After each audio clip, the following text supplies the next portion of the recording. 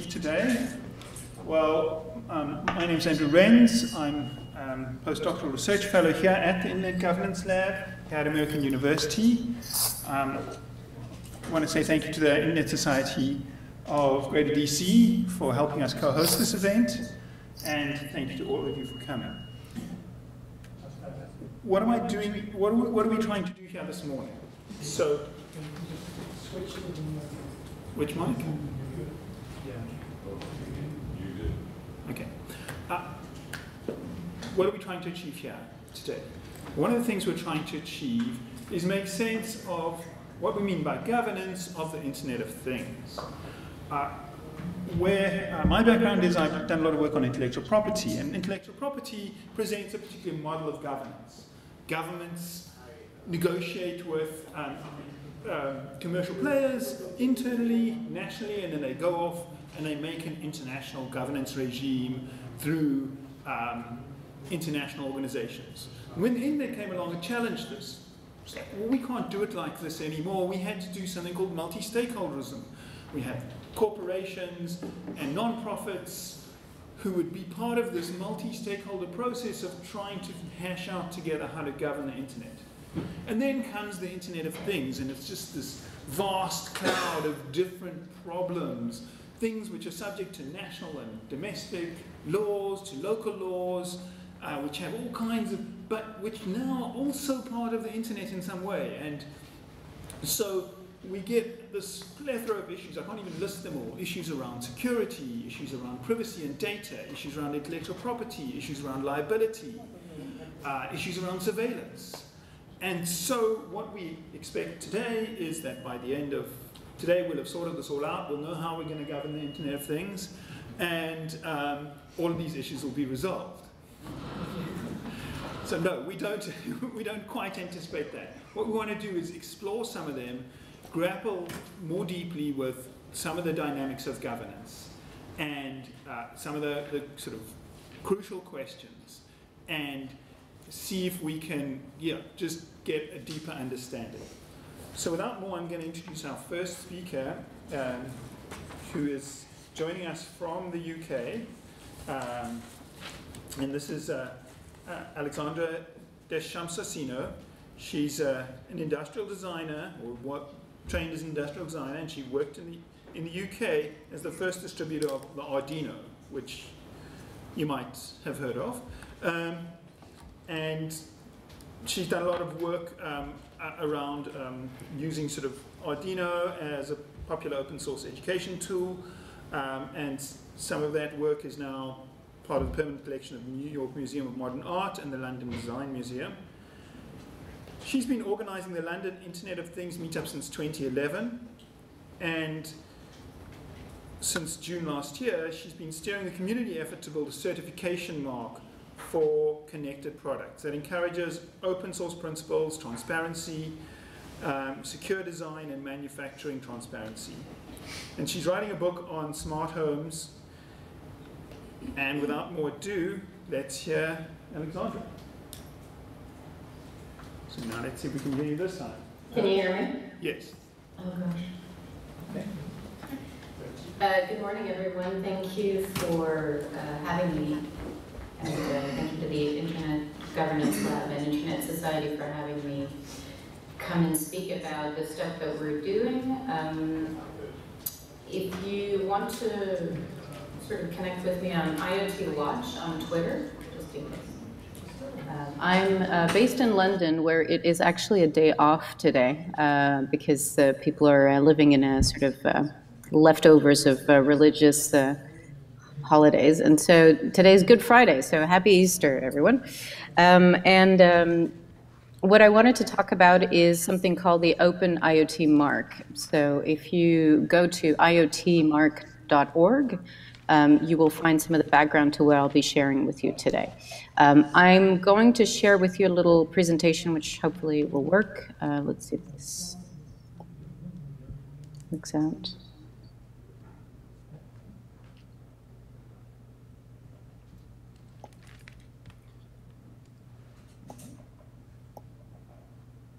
So hopefully you can all see this.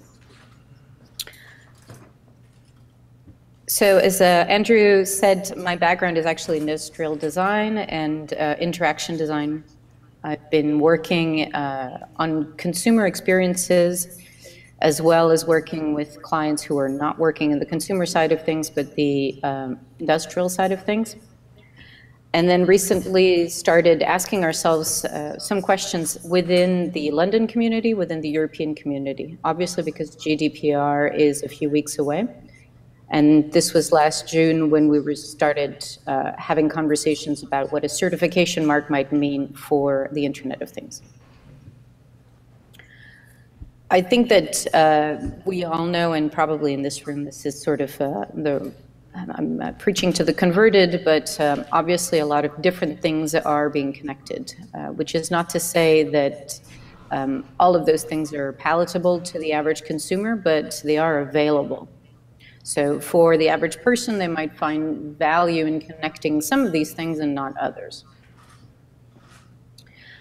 Within that choice that we're given as consumers, there is a lack of trust around who we should be giving our money to and which of the connected product experiences we should be buying into and which are a little bit less interesting.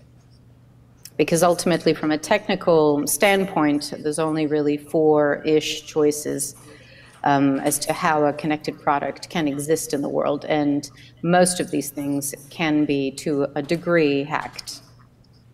Whether that's at a hardware level, at a firmware level, at a server level, there's a degree of vulnerability that then translates into a risk to a consumer. We also have things that are sort of, very basically badly designed, usually. A friend of mine made a point very recently that he owned a food blender that he'd had for the last 25 years and was very proud of this. This hardly happens anymore. We have planned obsolescence from the get-go and even more aggressively in connected products and electronics products. And really, there's currently no documented, quote-unquote, right way of designing a connected product. So if you were an industrial designer, or you're the founder of a young IoT startup, or you are an engineer, there are books you can buy, obviously, but there's no sort of checklist for you to look at to say, okay, well, I'm broadly doing the right thing, or I'm designing this in the right way. There's obviously no professional body around this space. There's no sort of iron ring or code of conduct around IoT. This obviously exposes people to lots of weird consumer experiences. So that might be companies that actually put things out in the market that have sometimes absolutely no claims or no basis for the claims that they're making. It might mean that people have very aggressive relationships to the hardware. In some cases, that might mean a car, which if you do not keep up the payments for that car can be remotely turned off. So the car becomes sort of a slave to the software and to the service experience that you might signed up to. And of course, we have connected products that can sit in someone's home, but also in multiple people's homes. So I bought the equivalent of Nest in the UK, which is Hive. And I got Hive installed. I then moved and called Hive and said, can I have my smart thermostat, and kind of moved to the other apartment. In the UK, it is illegal to do your own sort of electricals. And the company said, no, but we can give you a £50 rebate on the next one. And that in itself is annoying already, but the fact is that I still have digitally access to my old apartment's thermostat. So if I was a terrible person, could remotely control my old apartment's thermostat. Still to this day, I had to create another user account with another email address, and there was no way for me to sort of disentangle myself and really hand over that product experience to the new owners. We have also people who are extremely aggressive when it comes to sort of T&Cs and privacy policies. The latest in the news, of course, is just a repercussion of that online, but in IoT it means that if you do not agree to the latest T&Cs, your product could cease to function. And of course, more public acquisitions don't necessarily mean that they turn into good consumer experiences. So in the case of a product called Revolve, which was acquired by Nest before their acquisition by Google, within 6 months, that product was actually bricked and no support was given. Consumers were just left to their own devices, no pun intended. I'll skip over this one, this is not too great. So in the UK, of course, we are still in the European Union until next year. And so we have GDPR on our doorstep, which does mean a bunch of different things to a bunch of different people. But in IoT, as a community, we started thinking about what it might mean for hardware. GDPR in itself is not necessarily targeting a hardware experience, but just a digital experience at large. Of course, that has repercussions on IoT products. And we're really trying to address, as a project, as a community-led project, this current atmosphere of fear, uncertainty, and doubt around IoT.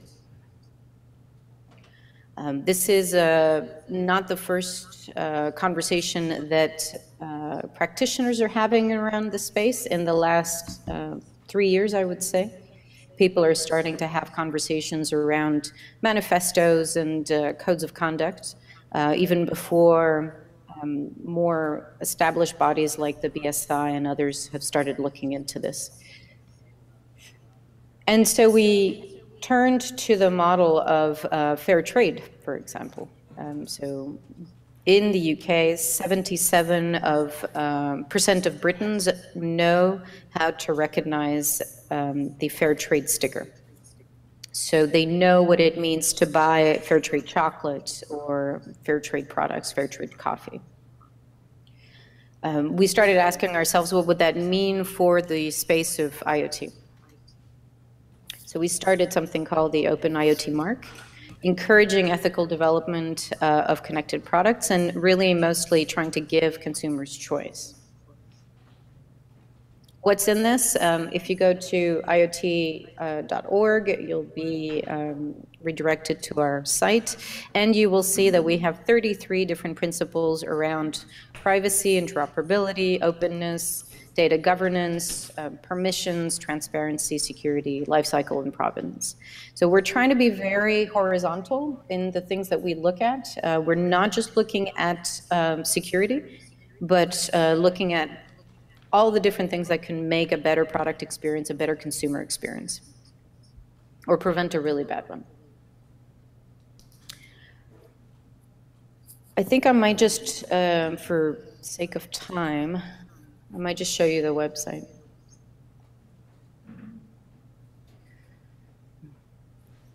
Spell it, that'd be great.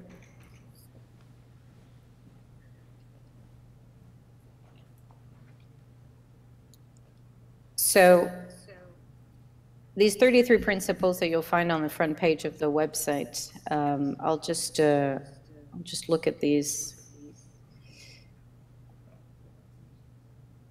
So we've tiered them. We believe that we need to be as accessible to a large organization as to a small startup. We have a lot of startups in the UK. We have a lot of startups in the EU around IoT, and we think that it's actually the bloodline of the whole sector. A lot of the products that we take for granted, whether those are connected light bulbs, connected thermostats, initially started as small businesses. So we think that that can have a really big impact. So we've tiered this according to sort of must-haves, nice-to-have, and best-case scenario. We have different elements around privacy, which relate to being sort of GDPR compliant. It might mean that you have to ask permission if you'd like to sell on the data. that you're collecting, that you have to ask permission for profiling, marketing, etc. All the things that exist within GDPR, but really applying them here. When it comes to interoperability, that means having an API and exposing that API in different ways for different purposes. We recognize that some of this is sort of anti-commercial, which is why some of it exists in the best case scenario box. And within the must-have, we have permissions. So an organization gives its users the ability to transfer ownership of the device. So my example with the thermostat should never have happened because I should have been able to transfer ownership of my old thermostat to a new owner. When ownership is transferred, a new owner shouldn't have access to the previous owner's data. So simple stuff, but things that need to be stated, we think. Transparency relates to what happens with the device if I decide to switch off parts of it, for example. In GDPR, there is this idea of sort of controlled access, so being able to switch on and off different elements of service. This has an impact in IoT because you might want to switch on and off different pieces of functionality within a product that actually sits in your home and helps you because it helps you pay less insurance or helps you go from A to Z. So knowing the repercussions of turning bits of that service on and off, I think, are important. Being very clear about the terms of service, being very clear about firmware upgrades, those kinds of things. The security section is extremely comprehensive, and if you're a security person, you will have a lot of fun looking at the detail of what we've done, which are all under the principle section of our website. I'll just point you to that in a second. And life cycle, which is really about product design. So factory reset, having a factory reset tool on the product, so a little button, is a design decision. It's a physical design decision, which is really an industrial design decision. Being clear about the lifetime of the service provided by the device in the back end is also about being clear about how long you think the product will last, something that most people are not very clear about. Being clear about the amount of customer support that can be expected and what levels. Offering things like spare parts, which we think are really good and essential things that we should be having more access to. There's some bits in here about being also transparent about where the product is made and who is involved in the product manufacturing. We think that that's helpful in helping a consumer buy more locally if they'd like to buy more locally.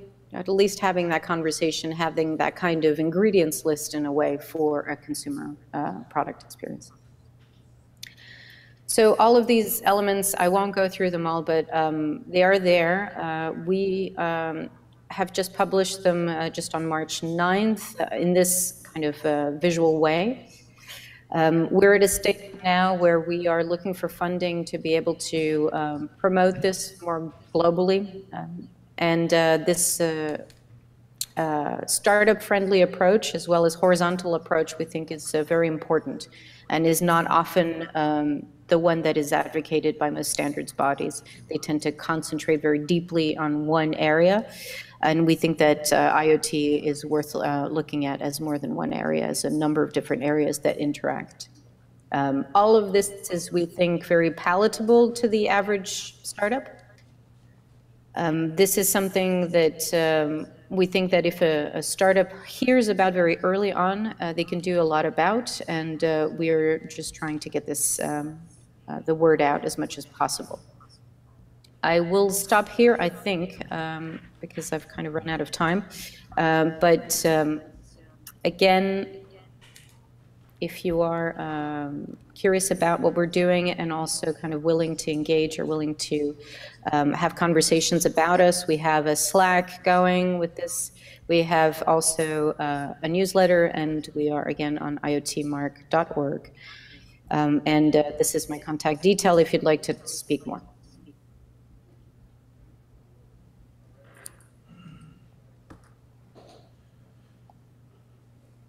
Thank you, Alex.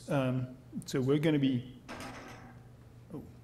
there you are. So we're going to be taking you off the big screen. You'll be able to see us, but you won't. I'm not sure if you'll be able to hear us from there, so you can follow along on the live stream. But don't go away, because when it's time for Q&A, then we'll be bringing you back.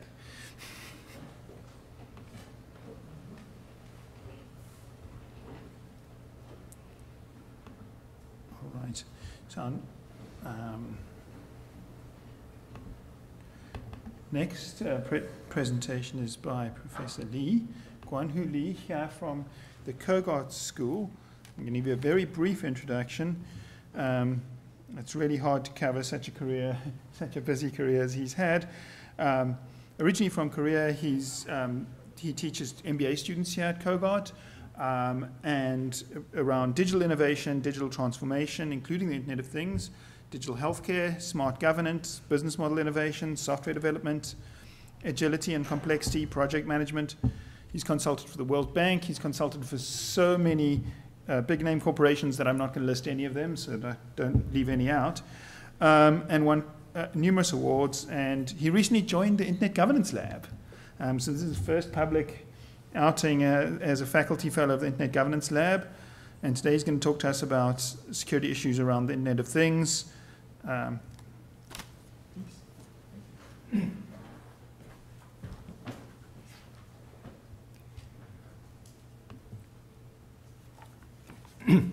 Good morning. Thank you, Andrew, for kind introduction. It's very good to be here. By the way, how much time do I have, Andrew? 10 minutes? 15 minutes. Okay, that's great. So what I'd like to present today is how we can address some of the cybersecurity and privacy-related issues relating to IoT. So this presentation is a summary of my report that is coming out, that is going to be published by Atlantic Council, the think tank. And then the project was funded partly by Atlantic Council and also South Korean Ministry of Industry and Trade. So first of all, I'd like to talk a little bit about security-related risks of the IoT. And then I'll present recommendations mainly for the governments and also policymakers. And also these recommendations have some implications for industry stakeholders as well. So according to a recent study, more than 70% of commonly used IoT devices and systems have vulnerabilities. Ranging from inadequate passwords and to more serious issues. And some of the IoT devices are very small, tiny, and light, and then consume very low power. So those small IoT specialized devices do not have adequate processing power to maintain high-level security measures. Another risk is, as you may know, many research firms predict that in 5–10 years out, we are going to have billions or even tens of billions of devices connected to the internet. So naturally, we have an extremely large number of targets for cyber threats. And IoT security is not simply a technological issue, but it's rather an enterprise-wide risk, and also even supply chain level risk. And IoT also increases privacy concerns by consumers and users. And another thing is, it is not very clear which player in the IoT ecosystem is responsible for ensuring cybersecurity of IoT systems. So it seems that no players, whether hardware manufacturer or application developers or network operators, no player seems to feel responsible for ensuring cybersecurity for IoT, because there is a lack of incentive, a lack of value they see. And with IoT applications, cybersecurity not only impacts information communication technologies, but also impacts physical systems like vehicles, offices, homes, manufacturing plants, power plants, and then critical infrastructure, to name a few. So security issues really can threaten public safety, national security, and even human lives. So now, many IoT devices are very small and very simple devices, and they lack, for example, screen or other direct user interfaces. So that makes it very difficult or almost impossible to implement some of the traditional security measures, such as notice and consent method. Now, the same IoT devices may be installed and used in many different countries, many different parts of the world, collecting data and then sending data over to the cloud across borders. And these IoT devices may be subject to security and privacy requirements in multiple jurisdictions. So Alex talked about the General Data Protection Regulation that is going to go effective very soon in EU, and also China has a new, last year, new cybersecurity law, right? So we need to be able to navigate and also understand different requirements across borders. So that's another challenge as well as risk. Now, as IoT devices become commonly used, consumers and users become desensitized to vulnerabilities they have, and they don't even realize how their data is being used, and then some people, they don't even care how their data is being used. So that's a big risk. Now I'd like to switch the gear to talk about some of the recommendations I brought in my report. The report is coming out in 2 weeks. I'll be happy to share with you. And then again, these recommendations are mainly for governments and the policymakers, but also have implications for industry partners, industry stakeholders. First, the governments should actively encourage the universal adoption of a common flexible cybersecurity framework. A good candidate for such a common framework is NIST, a framework for critical infrastructure cybersecurity. And by encouraging the universal adoption of such common framework, we could improve our ability to communicate the cybersecurity issues effectively and efficiently and also clearly. And also that framework improves our ability to identify key issues, commonly recognized issues in the context of overarching framework, and also improves our ability to benchmark across different industries. So there is a lot of benefits of adopting common, flexible, high-level cybersecurity framework, which is going to serve as a foundation for multilateral cooperation and collaboration engagement with the other countries. So in addition to adopting the common flexible high-level framework, cybersecurity framework, we also should encourage the development of international standards for IoT cybersecurity. So Alex should talk about her IoT Mark, but if a common framework, NIST framework, serves as a high-level foundation, the international standards really give us more clear, more specific ways of designing and producing IoT devices securely. And so we are the world is just beginning to witness early development of such international IoT standards. For example, ISOC-DC CD 30141, which is IoT reference architecture, is being developed, and there are other standards under development as well.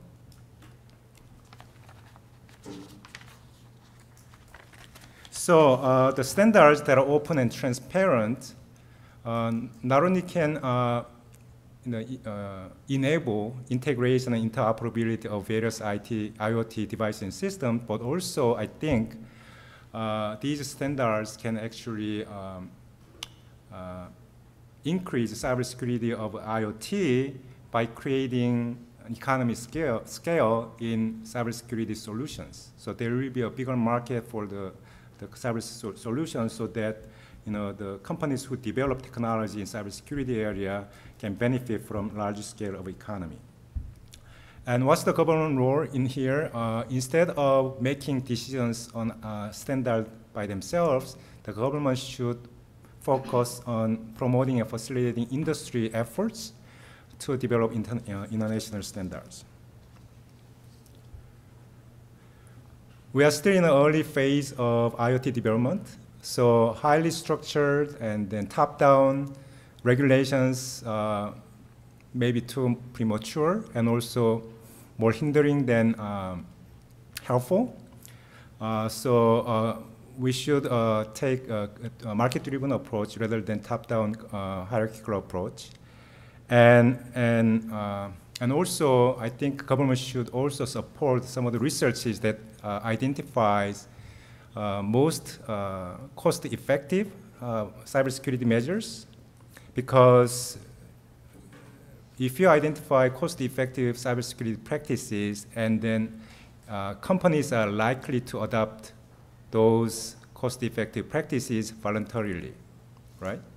But then also we need to identify best practices that are critical, important, but not necessarily cost-effective. And companies may not voluntarily want to adopt such costly best practices. That's where government comes in. Government should provide incentives or even requiring companies, if some best practices are so critical, to adopt such costly best practices. I'm sure you heard of the notion of security by design and privacy by design. Some of the IoT device manufacturers are not IT companies. Some of them are, for example, consumer goods product manufacturers. So naturally, they don't have a lot of experience or competencies in security areas. So as a result, some of the cybersecurity measures of IoT devices may be designed with subpar skills and knowledge. So that's a problem. To address that problem, governments promoting the principles of security by design and privacy by design to ensure that all IoT devices are designed and produced using best practices. So the by design principles essentially mean that cybersecurity and privacy issues should be considered and addressed at the earliest stage of product development rather than as add-ons or aftermarket solutions. IPv6 is superior to IPv4 in terms of security. I know that Laura wrote a dissertation about IPv6. It's better than IPv4 in part that because it has a more secure, for example, host name resolution. And then, but however, the adoption of IPv6 around the world has been slower than anticipated. So government can play a role in promoting and facilitating development of IPv6-based technologies, as well as adoption of IPv6 in public and private organizations. Now, the last two things are kind of usual suspects in terms of policy making, investment and education. So government obviously can reserve some funding for programs designed to help develop secure IoT systems. And also one of the things that we can do is, governments can do is to develop or create a cybersecurity center for excellence that engages in R&D, application development, and testing, training, and policy making, and so on. So lastly, for the foreseeable future, the demand for workforce skilled in cybersecurity will be very, very strong. So governments should focus on educating and training workforce to prepare for addressing the cybersecurity issues. And one of the things that governments can do is to partner with universities to develop curricula on IoT or cybersecurity or data science or artificial intelligence for the matter for high school and higher education, and also offer training opportunities to businesses, and also maybe create scholarship programs on focusing on STEM education. So these are some of the things that policymakers can do. So I think that concludes my presentation. Okay, thank you so much.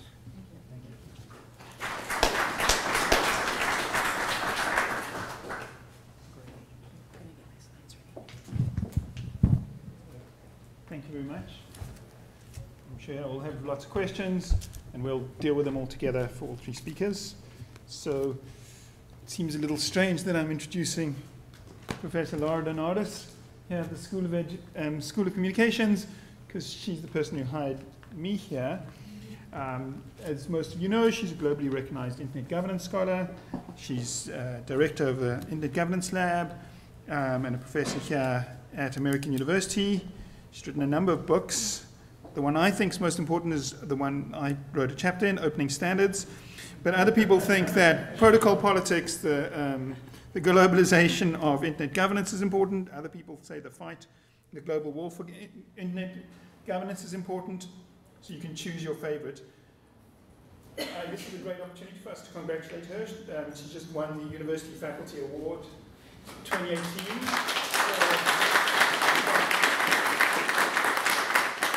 Scholar and teacher. So without more, thank you. Thank you so much. Thank you very much, Anu, and good morning, everyone. Thank you for coming today. And I have the pleasure of welcoming you on behalf of the Internet Governance Lab. I would like to acknowledge a few people who are in the audience. It's hard to see with the bright lights, but may I please acknowledge my co-faculty director who is here, Derek Cogburn, as well as some, hi Derek, and a fellow Internet governance scholar, of course. And we have some faculty fellows in the room. In addition to Professor Lee, we have Professor Sinreich, Aram Sinreich, who will be moderating the next panel, and Professor Afterheide. If there are others here, I can't see you, but welcome to faculty fellows. And of course, what makes the lab great is our doctoral fellows. So thank you for those of our doctoral fellows who are here today. Now, I should say, and I'm addressing this to the PhD students, well, we have some great luminaries come to campus. We had Barack Obama come to talk. I had the pleasure of listening to him speak. We have someone here who, to our doctoral fellows, is more famous than Barack Obama. And I just want to acknowledge that one of the fathers of the internet is in the room, Steve Crocker, who wrote RFC 1. So thank you for coming.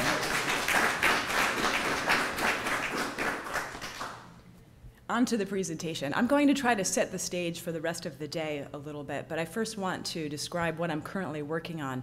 As both an engineer and an internet governance scholar, what I study is the politics of infrastructure, especially the things that you can't see when you're using the internet, like protocols, routing infrastructures, addressing, network interconnection, the technologies that keep the internet operational, and the enactment of policy around those technologies. The conceptual framework of all of my work is that arrangements of this technical architecture are also arrangements of power. Now, what I'm working on right now is a new book on the politics of cyber physical systems, the global politics of cyber things. And I just want to share with you the opening line of the new book. This will also be published by Yale University Press. The internet is no longer a communication network, or it's no longer only a communication network. It is also a control system in which more things than people are connected, and in which infrastructure is a proxy for political power. I recently wrote a law review article that sets the stage for this. I have some copies if anyone would like to take them. It's called The Internet of Things as a Global Policy Frontier, which I wrote with my colleague Mark Raymond. Now, as the internet becomes embedded in the objects all around us, from cardiac monitors to cars, this really does create new public policy concerns, because an attack on the internet is no longer merely about disrupting communications between people, but it's about disrupting real-world material infrastructure that is necessary for basic societal functioning. Cybersecurity concerns that I've always been interested in. I was actually at Cornell as a lowly graduate student when the Morris worm hit, and he was in the building, the same engineering building as me. I've always been interested in cybersecurity, but I'm struck by how these concerns that were once about data security, around content, privacy, and free speech are now concerns about human safety and the operational preservation of industrial and financial infrastructures. Now, this phrase IoT, or if you want to use the phrase cyber-physical systems, these are just words, but they do hint at a major transformation in the evolution of the internet. Its expansion beyond communication between people into billions of objects. Now, the Internet of Things is often thought of as consumer products, like appliances, cars, wearables, but it's important to acknowledge before we move on in this day that it also includes systems that underlie every industrial sector, from gas to oil to autonomous vehicle transportation systems to mines to local governments. These are implemented now. This is the descriptive reality in which we live. This is not a prognostication, but it's the world in which we live. The stakes of stability and security are very, very high in this environment. Now, in what's been very high profile in the recent past are some of the attacks on, for example, Ukrainian industrial sites, and also attacks against the energy sector in the United States and other critical infrastructure. But I think one incident above all helps to set the stage for what we're discussing today and highlight some of the questions around IoT governance. And really it's the incident more than a year ago now. Many of you remember this because you may be Amazon or Reddit users and recall that these sites went down, especially on the East Coast, also on the West Coast of the US.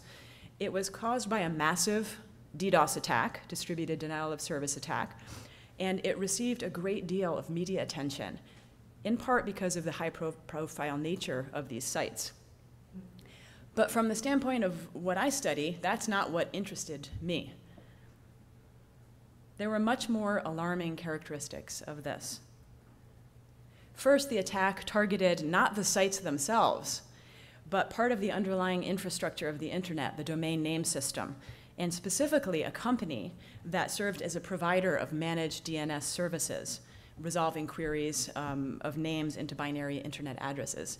Now, of course, the DNS has long been a target of DDoS attacks, but this approach is part of the increasing turn to infrastructure in internet governance, the co-opting of infrastructures of internet governance for political and economic means having nothing to do with keeping the internet operational. That also happens to be the title of a book that Derek and I co-edited with Nanette Levinson, The Turn to Infrastructure in Internet Governance. Now, much more consequential, though, for the future of the internet and of human rights is that this largest botnet in history was carried out mainly by hijacking home IoT appliances, such as security cameras and digital video recorders. The hijacked devices were trivial to infect because they had weak security protection or no security protection, or they had built-in security vulnerabilities in the Mirai source code in this case. So the Internet of Things is not only a potential target, it is also a potential attack vector from which these kinds of attacks can be launched. Now, as I mentioned, this is part of a broader recognition of internet infrastructure as a proxy for state and other kinds of power, where the cyber technologies are increasingly co-opted, politicized, and weaponized, and this surely will extend into the Internet of Things. I'd also like to note that the body is part of this space. The body is part of the interconnected object space via wearable technologies, cardiac devices, implantable devices, and digital medical monitoring systems in particular. The thing in the Internet of Things embodies biological and neurological processes, and it's important to acknowledge that. So not just wearable fitness monitoring devices, but other things that penetrate the body in different ways and touch the body in different ways and are involved in medical monitoring, diagnoses, and healthcare delivery. What can this data be used for? The advantage of having this kind of data collection and interventions into the biological space are obvious for healthcare efficiencies and making people's lives better. But also, they could be used for determinations of health insurance and potentially employment discrimination. This is why we have an afternoon panel on, that will touch on these kinds of issues. Will privacy be possible in this context? The US, I'm obsessed with reading different kinds of security notifications. That's what I do every day. But the FDA issued a safety warning about cybersecurity vulnerabilities in radio frequency-enabled implantable cardiac devices. Translation, that's pacemakers. So a new, more urgent set of questions is arising. This is not about my ability to send a text message. It's about people's ability to keep their implantable cardiac devices working. Now, whether consumer objects or industrial systems, the IoT is not merely a local question. It can seem that way because the technologies themselves can be local, but they are international cyber policy concerns, which is what led Mark Raymond and I to write the paper about the IR international relations considerations of this. Because the materiality, though, is so local, it really can seem like a local policy issue. But the underlying technologies, and the students understand this well, they're doing cutting-edge research on issues behind the scenes and all of the technologies that we can't see right now. These are border agnostic. They're distributed, they're decentralized. And these cross-border kinds of policy issues can be divided into a number of overlapping concerns. Now, certainly, I'll mention the most provocative one first. Cyber war involving IoT has to be part of internet governance discussions.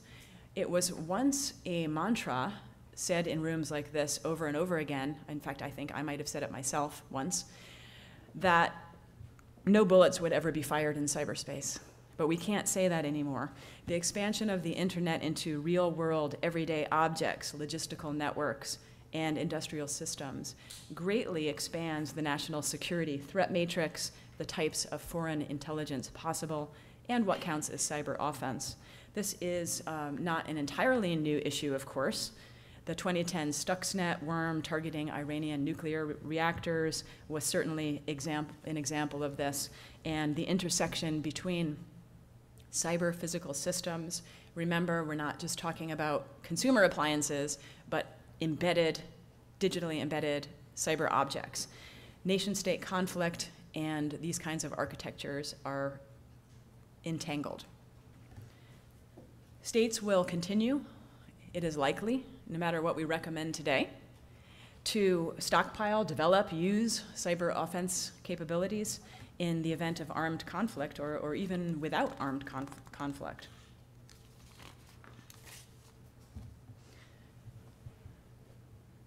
There's a lot of concern about Russian election influence. This is also an IoT issue.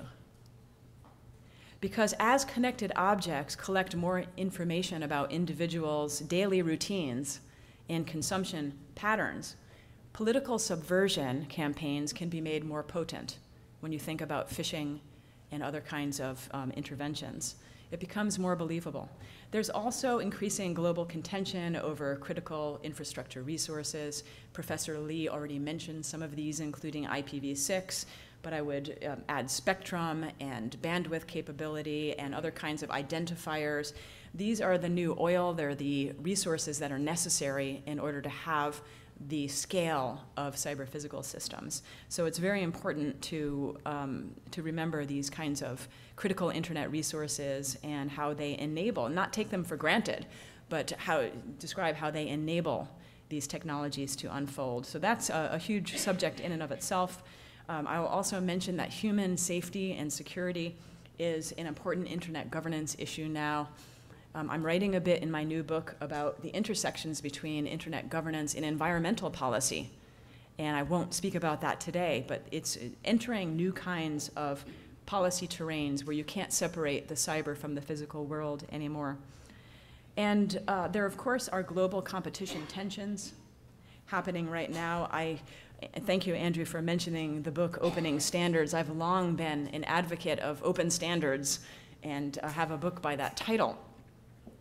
And the IoT is thought to represent the next wave of innovation around the internet. But what about the tension between the design values that are traditional in internet infrastructure, like permissionless innovation? How does that fit in to the IoT?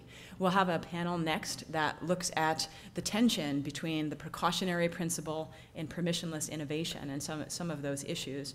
But in my opinion, there is a resurgence of proprietary approaches at the protocol level, and I don't think that is something that should be unaddressed. I think that that is a major potential shift, and to cue up the discussion for the next panels, I would just raise that question. What does that mean for the future of competition, innovation, interoperability, economic liberty, and human rights? Now, to cue up, finally, the coming panels, I want to just say something about emerging privacy issues.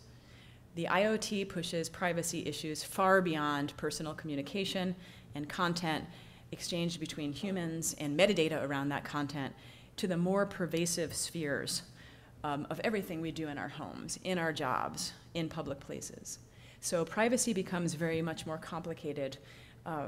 Corporate data collection is potentially more massive. My own mentor, Jack Balkin, calls the data models upon which all of intermediaries like Google and Facebook, their data model is Soylent Green, if you've seen that, where it's us, it's people, the data is people. What will that private data collection mean for privacy? Obviously raises traditional privacy concerns. What data is gathered and how is it used? Remember how Ron Deaver in his book Black Code called this a giant python sucking up people and consuming them and spitting them out. There are a lot of metaphors about this, but who sees it? How is it retained? For how long? How is it stored? To what extent is it anonymized, personalized? Is it encrypted in transit and at rest? I would like to just mention, throw out another concern here, that consent is complicated in this space. How do you do consent with no screens is a question. So conveying or updating a privacy policy is a little bit more difficult. Already has been mentioned today, the problem of transference of devices and how you transfer that. So there are many kinds of privacy problems, and really technology policy has to be reconceptualized around this. I'll give one final thought before I turn it back over to Andrew, and that's, we know that cyber-physical systems, that the IoT raises the stakes of a number of important issues in society. It raises the stakes of the importance of governance. And by governance, I never just mean governments. I mean policies that are enacted by the private sector, the privatization of governance. I mean the policies that are enacted by technical design, arrangements of architecture, new global institutions. We know that it's becoming more complicated to keep the internet operational when you think about the heterogeneous nature of this. But it also questions some norms of internet governance. And by questioning this, I'm just questioning myself. What are some of the norms of internet governance? What about immunity from liability for information intermediaries? That's a handful. But who are the intermediaries in the Internet of Things, and when should they be liable? It has been important for there to be immunity from liability in order for innovation to proceed. But what does that look like with the IoT? Who's accountable for decisions that are made by driverless cars, for example? So as outages in cyberspace bleed into the real world, and the problem is not just about stealing money or about stealing content, this is a very important issue. How does multi-stakeholder governance work in the IoT space is another question. And then finally, I've been such an advocate, and I still am, of a universal internet, and I think that's incredibly important. But one question is, when is fragmentation necessary in order to preserve security and privacy? So I'm queuing that up for the next panel in a way. And as internet governance becomes complicated in this world in which there is a magnitude so much greater of things than people communicating over the internet, where you have industrial systems and home appliances and the internet of self in the body, and there are more of these devices connected than people on the planet, it is an opportunity to rethink some of the norms of internet governance and how we can move into the next half century of the internet in a way that preserves some of the core features of the architecture, the ability to have interoperability, but also to factor in safety and security. So I'll leave with just the statement that I leave every presentation with, and that is that cybersecurity is now the great human rights issue of our time, which is why I'm very grateful that we could convene this today. I want to thank my colleague, Dr. Andrew Renz, for organizing it. Thank you all for coming, and thank you for listening.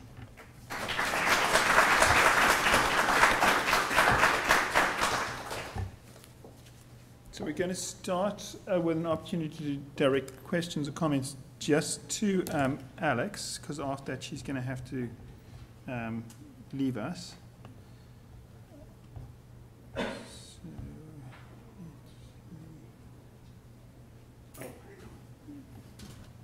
We'll see if we can hear you in a moment, and whether you can hear us. Can you hear us? You. Alex, you can hear us? Yes. Great. Okay. Good. We'll try and use it.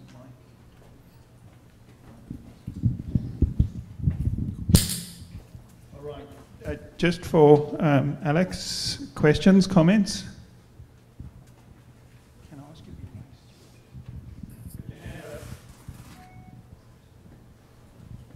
You have a question over here? Thanks, Brian.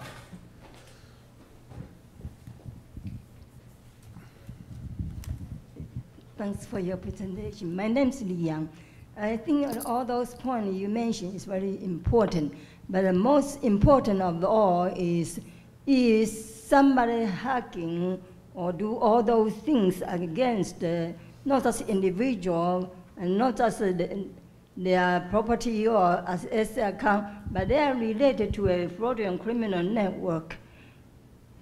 And that is really penetrate to everywhere, especially now. They have a PPP, you call public-private partnership, and that is really expansion of just extreme fraudulent criminal network, and that's including people's life.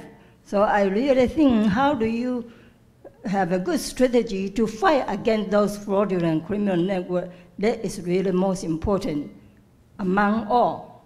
So I think we have to think about some strategy to identify those, and we have already identified a lot already, but the problem is, since it's the network, they try to obstruct the law enforcement. Actual law enforcement may be also part of it.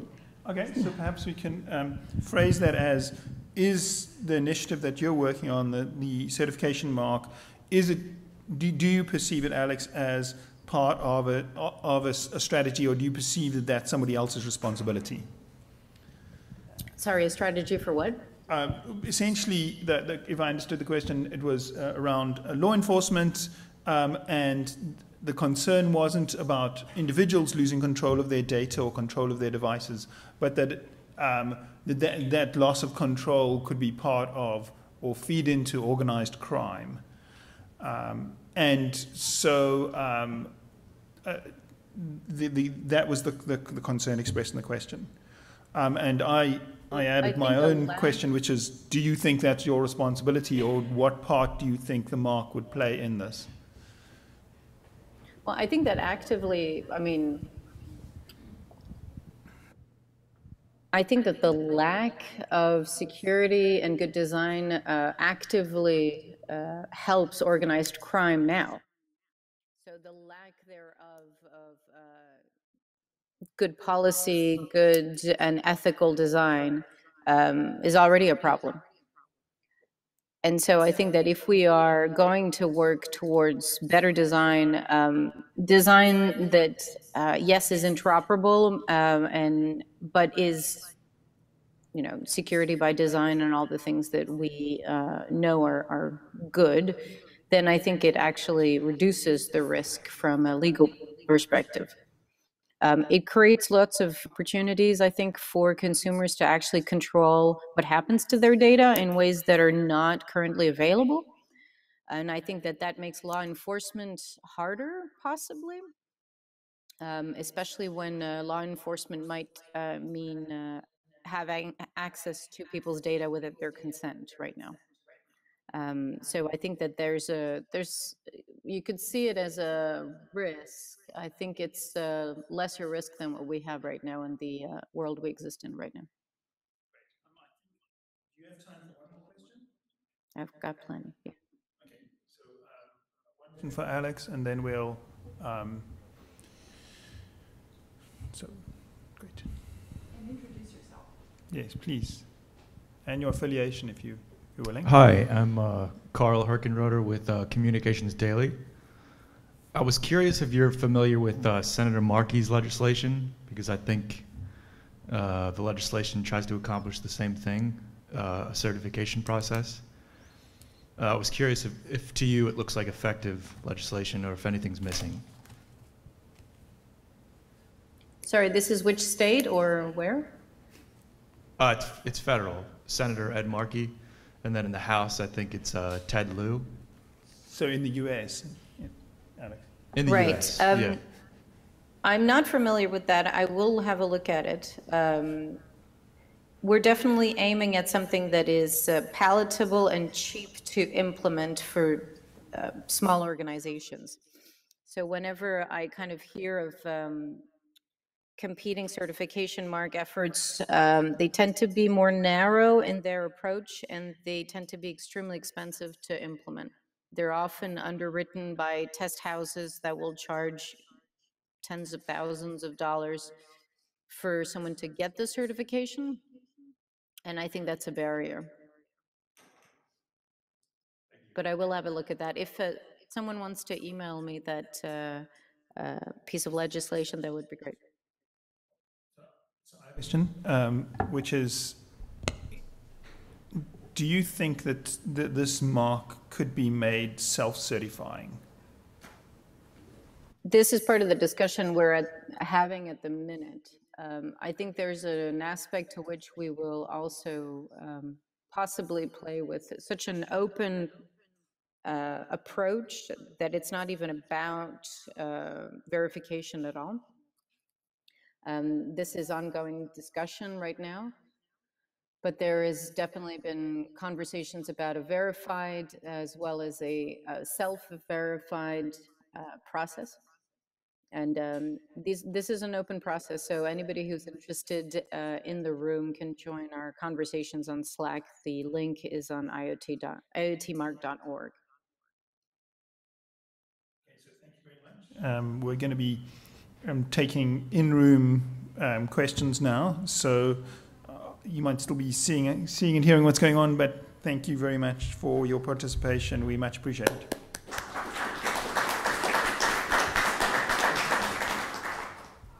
All right. Questions for our other panelists? I mean,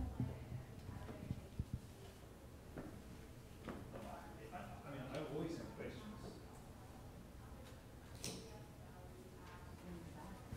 But somebody in the back has something? Fine. I have a question about. Hi, my name's Brian Bell. I'm a PhD student here in the School of Communication. I have a question about the tension between focusing on international standards related to IoT governance and vulnerabilities experienced at the local level.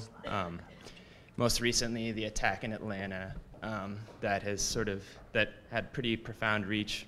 And then a survey conducted recently by the City County Management Association and UMBC showed that 1% of local governments that responded had their own dedicated cybersecurity branches, but most often it was housed within the larger IT department that responds to a host of non-cyber security related things, and also found that on average, respondents, these governments were dealing with an attack at least once an hour, often unsuccessfully. But given the focus on international standards, I wonder what we can do to also incorporate sort of a local level of awareness of how vulnerable we are.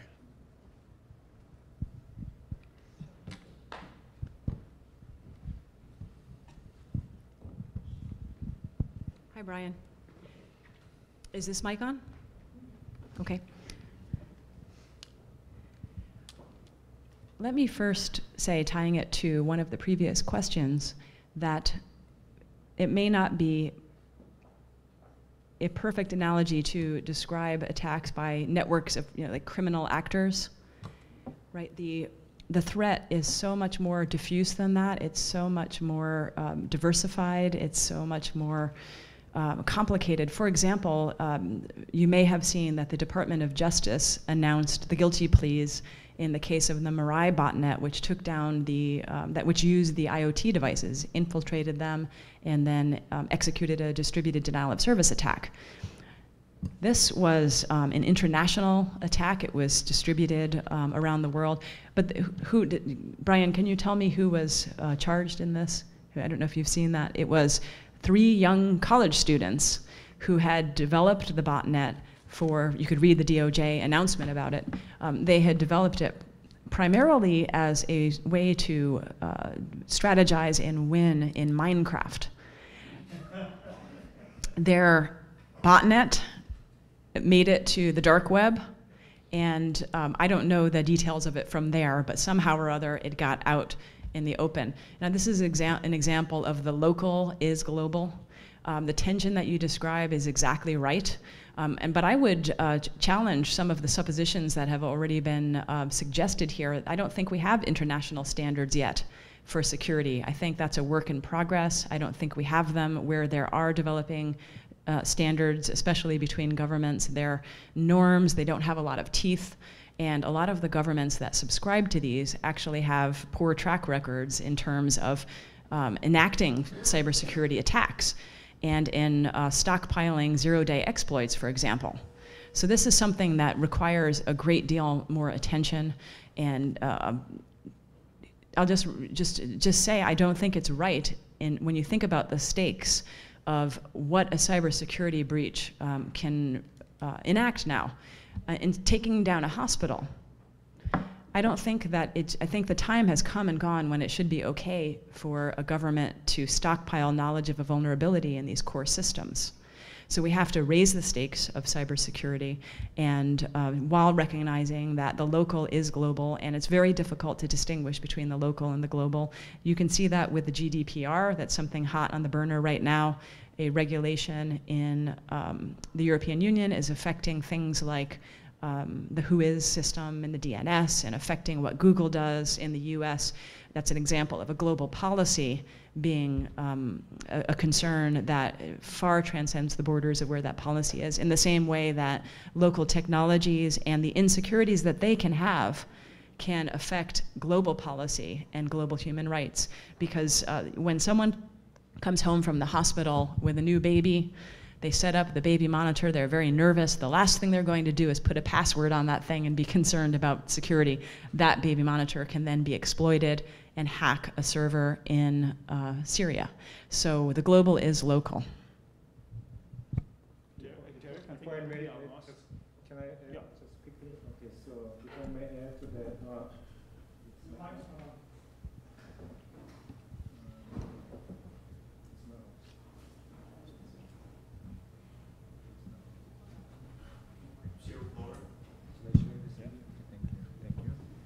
So just quickly add to that. So, like Laura pointed out, international standards for IoT security is still work in progress process, And also, not just IoT security standards, but also in general, international standards are meant to be minimum requirements or expectation rather than best practices. So it's good to have a common international standards in place, but it does not guarantee the protection of our information asset, because it doesn't really reflect the best practices. And also, in terms of role of local government or companies or individuals, there's a huge shortage in cybersecurity workforce in general. So it's just not the government issue, but also companies. They try to hire, cybersecurity specialists, but they can't find enough. That's one issue. And also, some of the cybersecurity measures and protocols in place today, they tend to focus too much on compliance rather than actual effectiveness. So a lot of employees or users tend to look at them as unnecessary burden or bureaucratic red tapes rather than helping them to protect their data. So that's something we need to work on.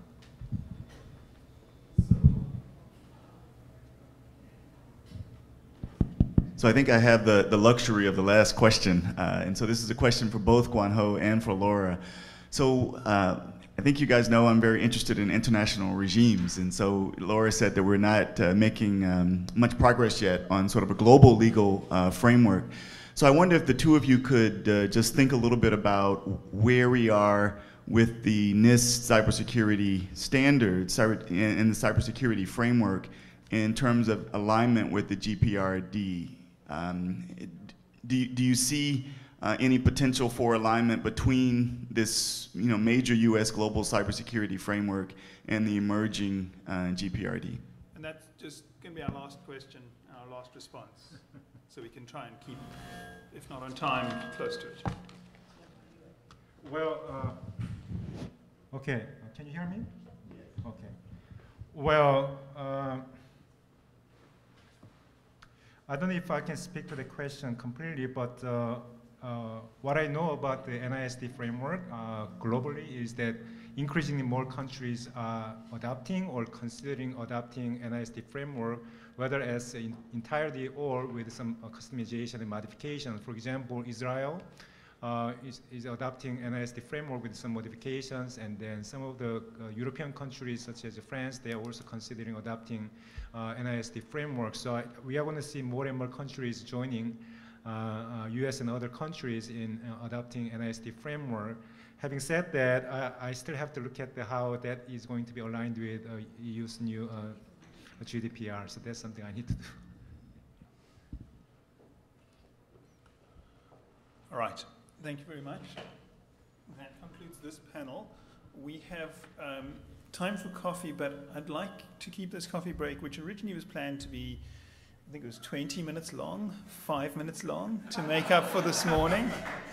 So if I can ask you to be back in your seat, bring your coffee, your water, whatever, by 11:05. Thank you. Pleasure. So much fun. Yes, it was. Really appreciate it. Yes, let's do that.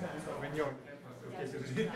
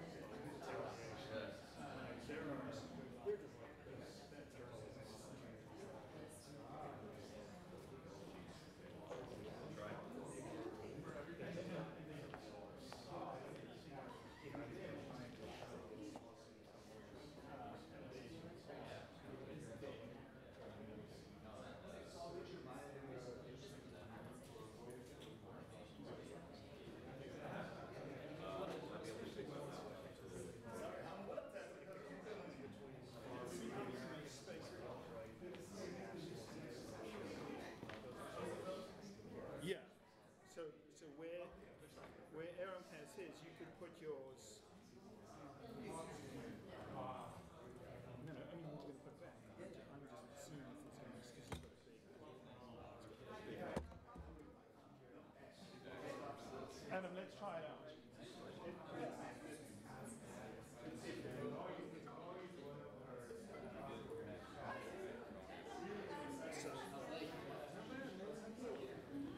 Oh, sure. There's plenty of room. Yeah, I'll put it to the right. You don't need to move yours. I never got to use my standing slide. Yeah, that's fine. No, so you that's great.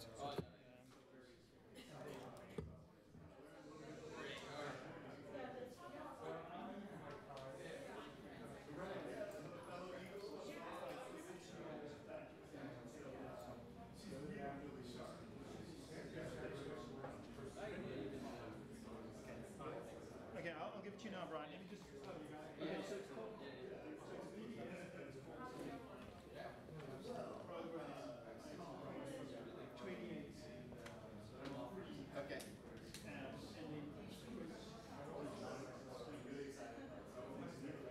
Okay. thanks, man.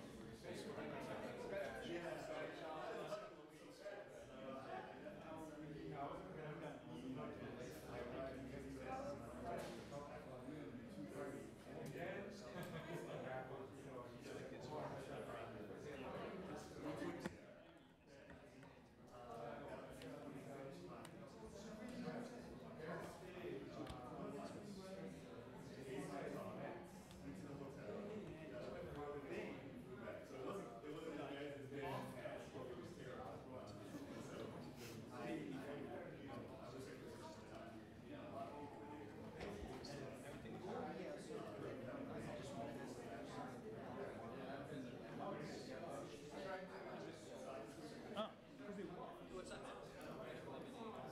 How are you? You like our construction site? Yeah, it's very high tech.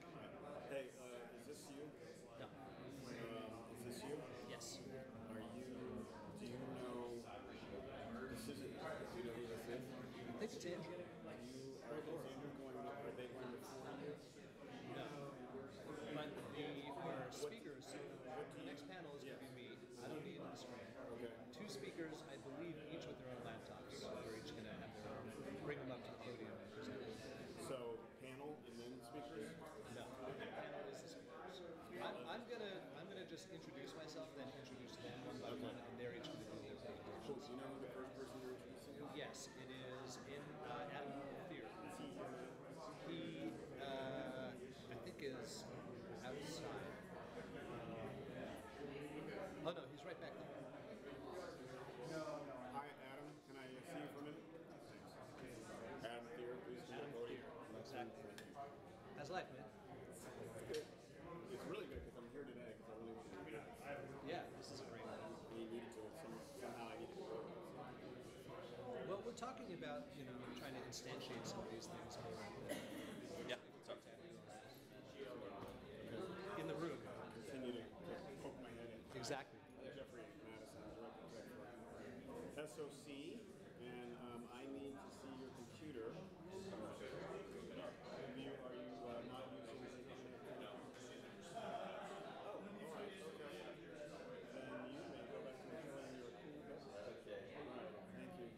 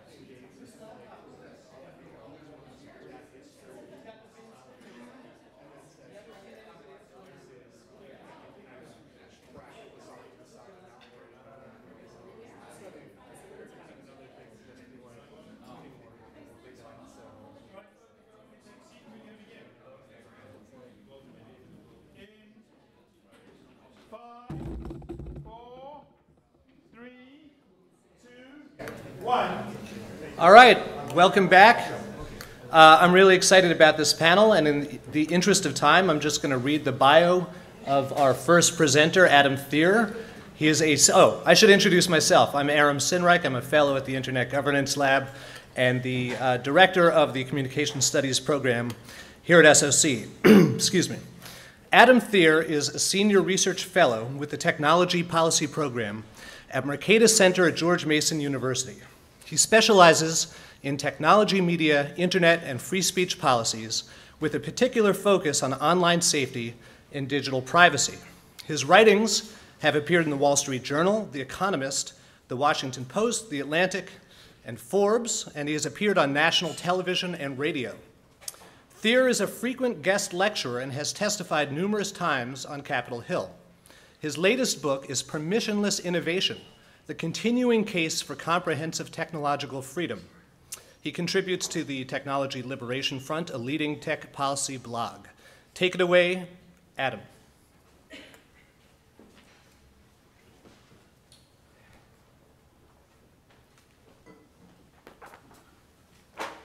Well, thank you. It's a privilege to be here today. I really appreciate the invitation to be part of this event. I want to begin by apologizing for being a little under the weather and my voice might crackle a little bit. Don't worry, I'm not about to cry or anything like that. Yeah, I've been a little sick this week, so I apologize.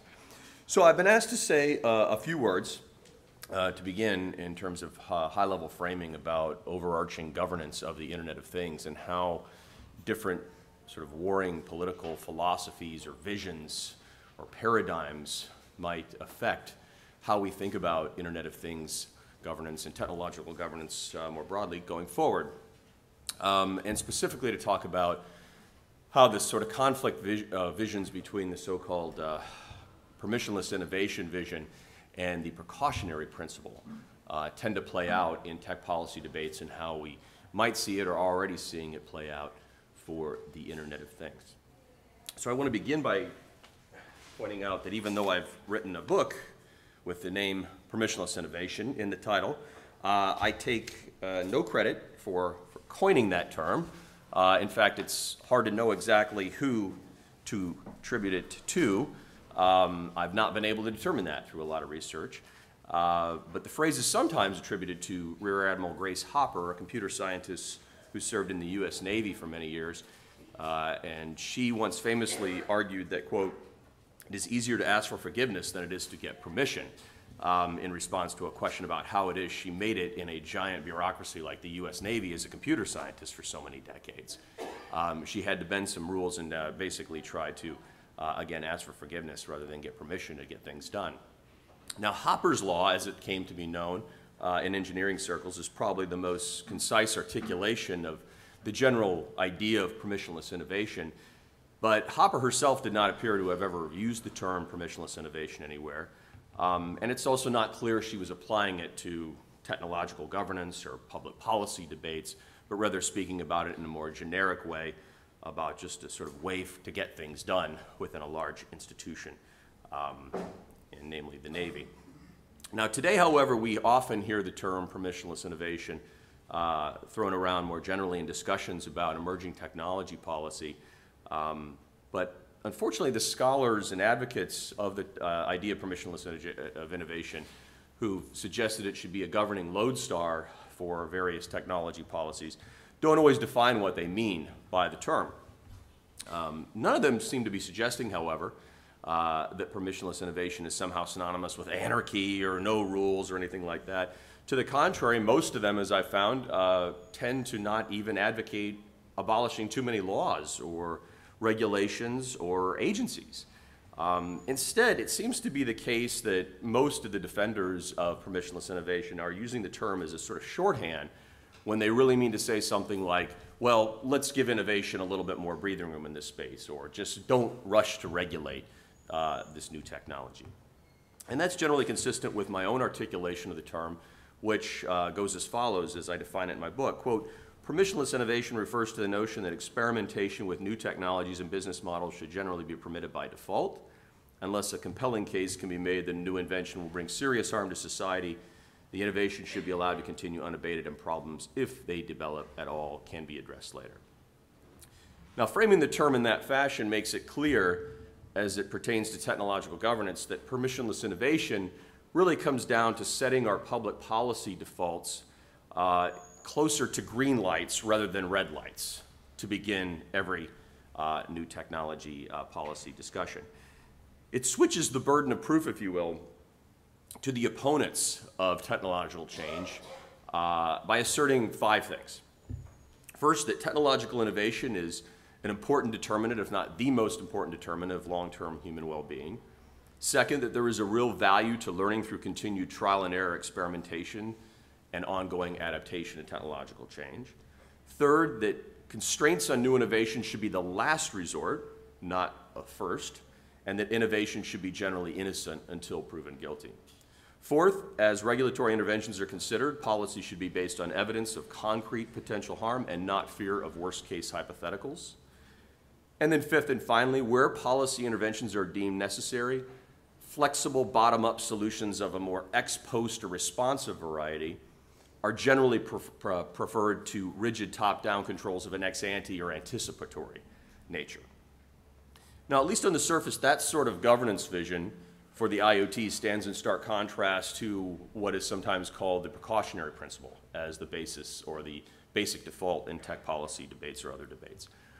Defenders of the precautionary principle generally argue that new innovations should be curtailed or disallowed until such time as their developers can prove that they will not bring any harm to individuals, groups, entities, norms, existing laws, institutions, whatever else. Now, that being said, having framed things that way, I'd like to point out some shared shortcomings of both these visions, especially as applied to tech governance and IoT.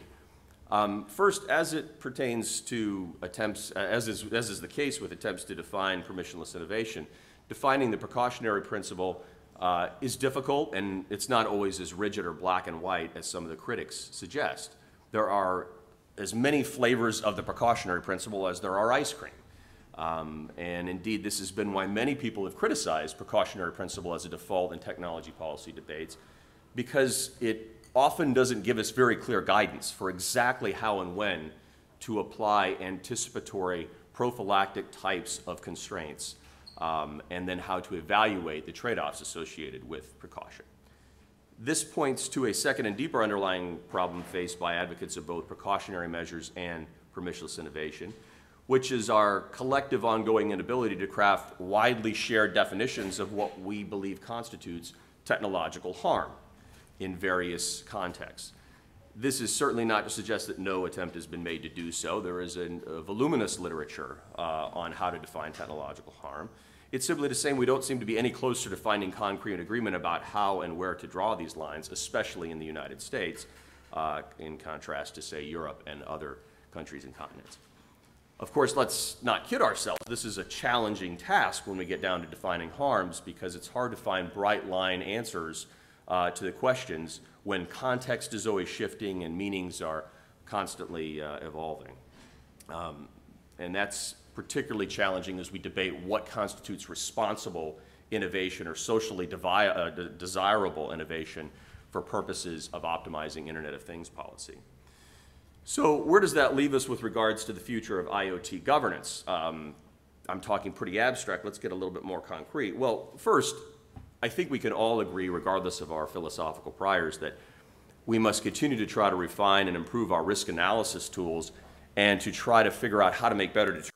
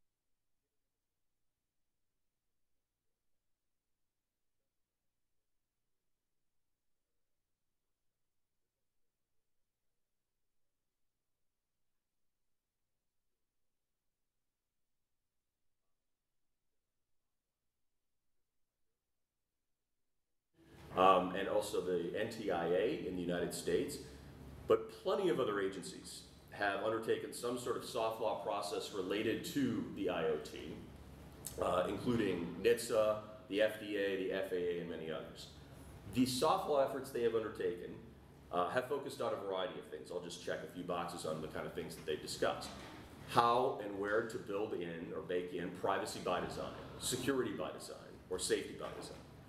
These reports and efforts have outlined best practices for data handling and ongoing data user sharing. They have created guidelines for how to ensure better transparency and accountability of algorithmic practices. They have discussed how educational and awareness building efforts might be able to help at the margin deal with certain problems.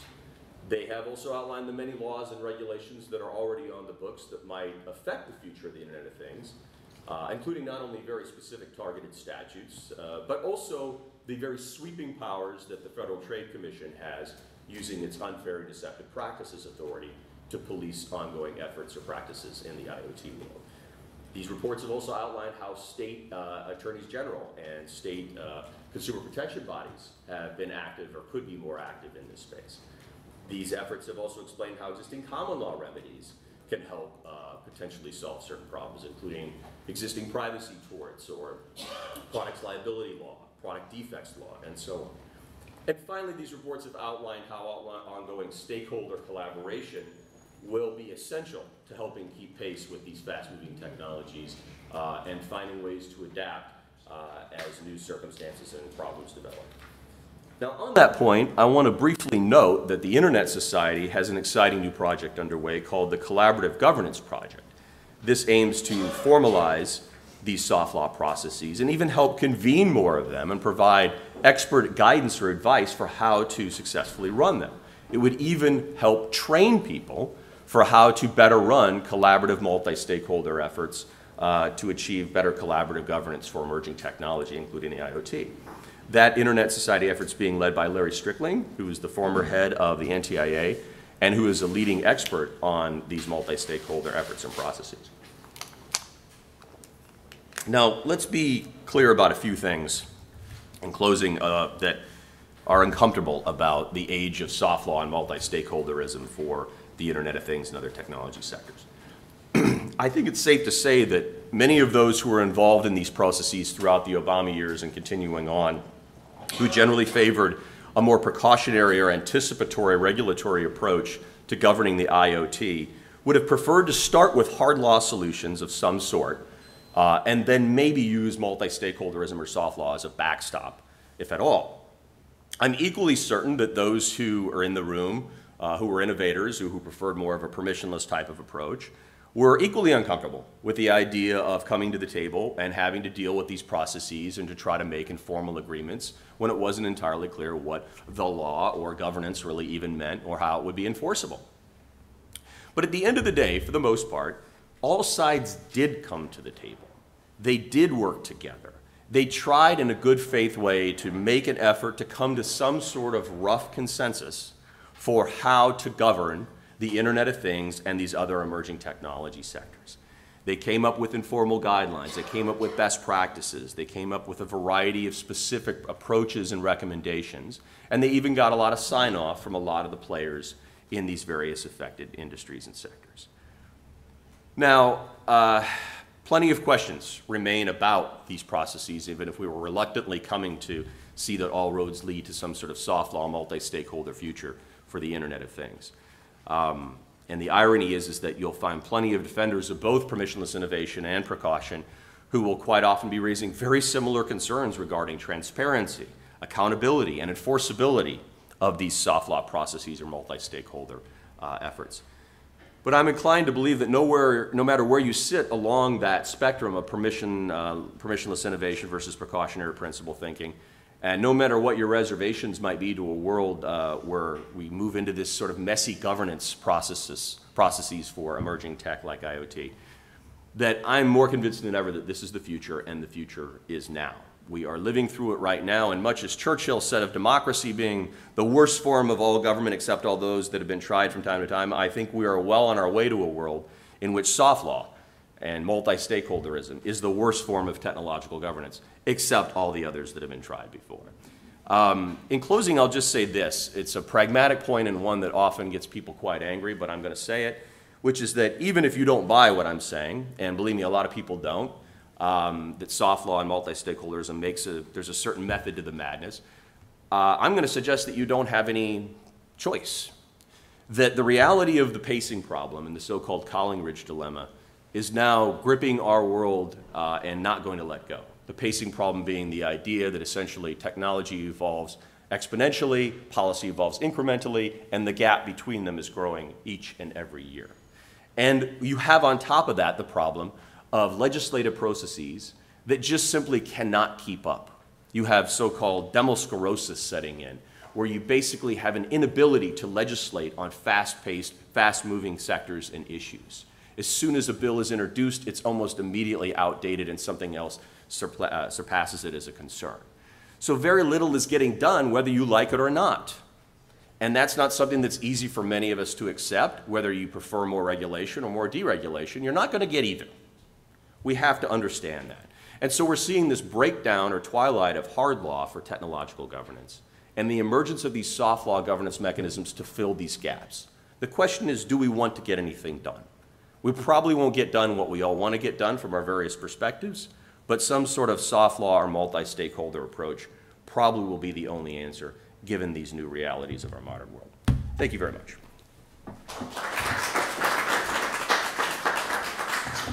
Thank you. That was illuminating. This is turning out to be one of my favorite kinds of panel, where we have two diametrically opposed voices, both of them passionate, principled, intelligent, well-read, and in the eyes of half the audience in the room, absolutely dead wrong. So I already have a million questions I would love to ask, but I think I'm going to wait until both sides have had their say. So let me introduce our second panelist. It's Dr. Gilad L. Rosner.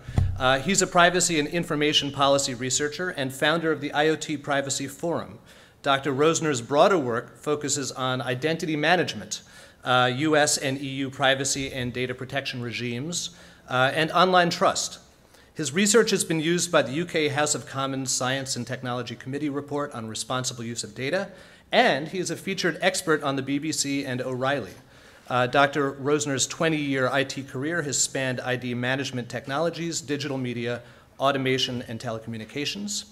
He's a member of the UK Cabinet Office Privacy, and they probably say Privacy, and Consumer Advisory Group, which provides independent analysis and guidance on government digital initiatives, and also sits on the British Computer Society Identity Assurance Working Group, focused on online identity governance. He is a visiting scholar at the Information School at UC Berkeley, a visiting researcher at the Horizon Digital Economy Research Institute, and has consulted on trust issues for the UK government Verify Online ID initiative. He is also, wow, you've got a really interesting resume, a policy advisor to Wisconsin State Representative Melissa Sargent, and has contributed to legislation on law enforcement access to location data, access to digital assets upon death, and the collection of student biometrics. Take it away, Dr. Rosner. It's true, they do say privacy, and I have to code switch depending on whom I'm speaking to. I need to call up my presentation.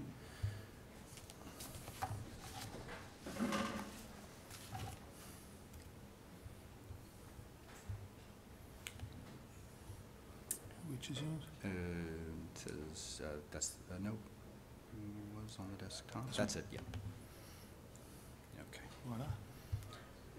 There's this thing, slideshow. Okay. Good, thanks. Thank you very much to the Governance Lab and to Laura and to Andrew for inviting me to be here today. I'm honored to be able to speak to all of you. This work that I'm talking about is part of a large IoT privacy research project funded by the Hewlett Foundation, and that report from that research will be published in May. So, if we overregulate, we lose future social benefits from innovation. I presume most of you have heard this. It seems intuitively reasonable, but it's not neutral, it's ideological. The ideologies underlying it are that the state is a leviathan that's too slow to keep up with the pace of technological change, that markets are better at regulating themselves than governments, and that we generally predict that the market will produce beneficial social outcomes. And this ideology forms a bedrock for permissionless innovation, which is a term and a body of thought and a political thrust that has been chiefly explicated by my esteemed colleague on the panel, Adam. And he's defined the idea of permissionless innovation variably, and we've heard some of these in his talk. As he told us directly, the notion that experimentation with new technologies and business models should be generally permitted by default, but also that it's the general freedom to experiment and learn through ongoing trial and error experimentation, and that it's about the creativity of the human mind to run wild in its inherent curiosity and inventiveness. In other words, permissionless innovation is about freedom. It's hard to argue with such precepts. Freedom is important. And so permissionless innovation implies the following regulatory strategies. Self-regulation, that the best solution to complex problems are almost always organic and bottom-up in nature, education and empowerment, social pressure, social norms, and voluntary self-regulation, versus command and control regulations and a bureaucratic scheme of mother may I. As Adam noted, also an important component of it is cost-benefit analysis, the need to identify trade-offs or opportunity costs associated with regulatory proposals and quantify them. The need to show evidence of a harm before regulating is a central tenet, that consumer protection standards have traditionally depended on a clear showing of actual harm.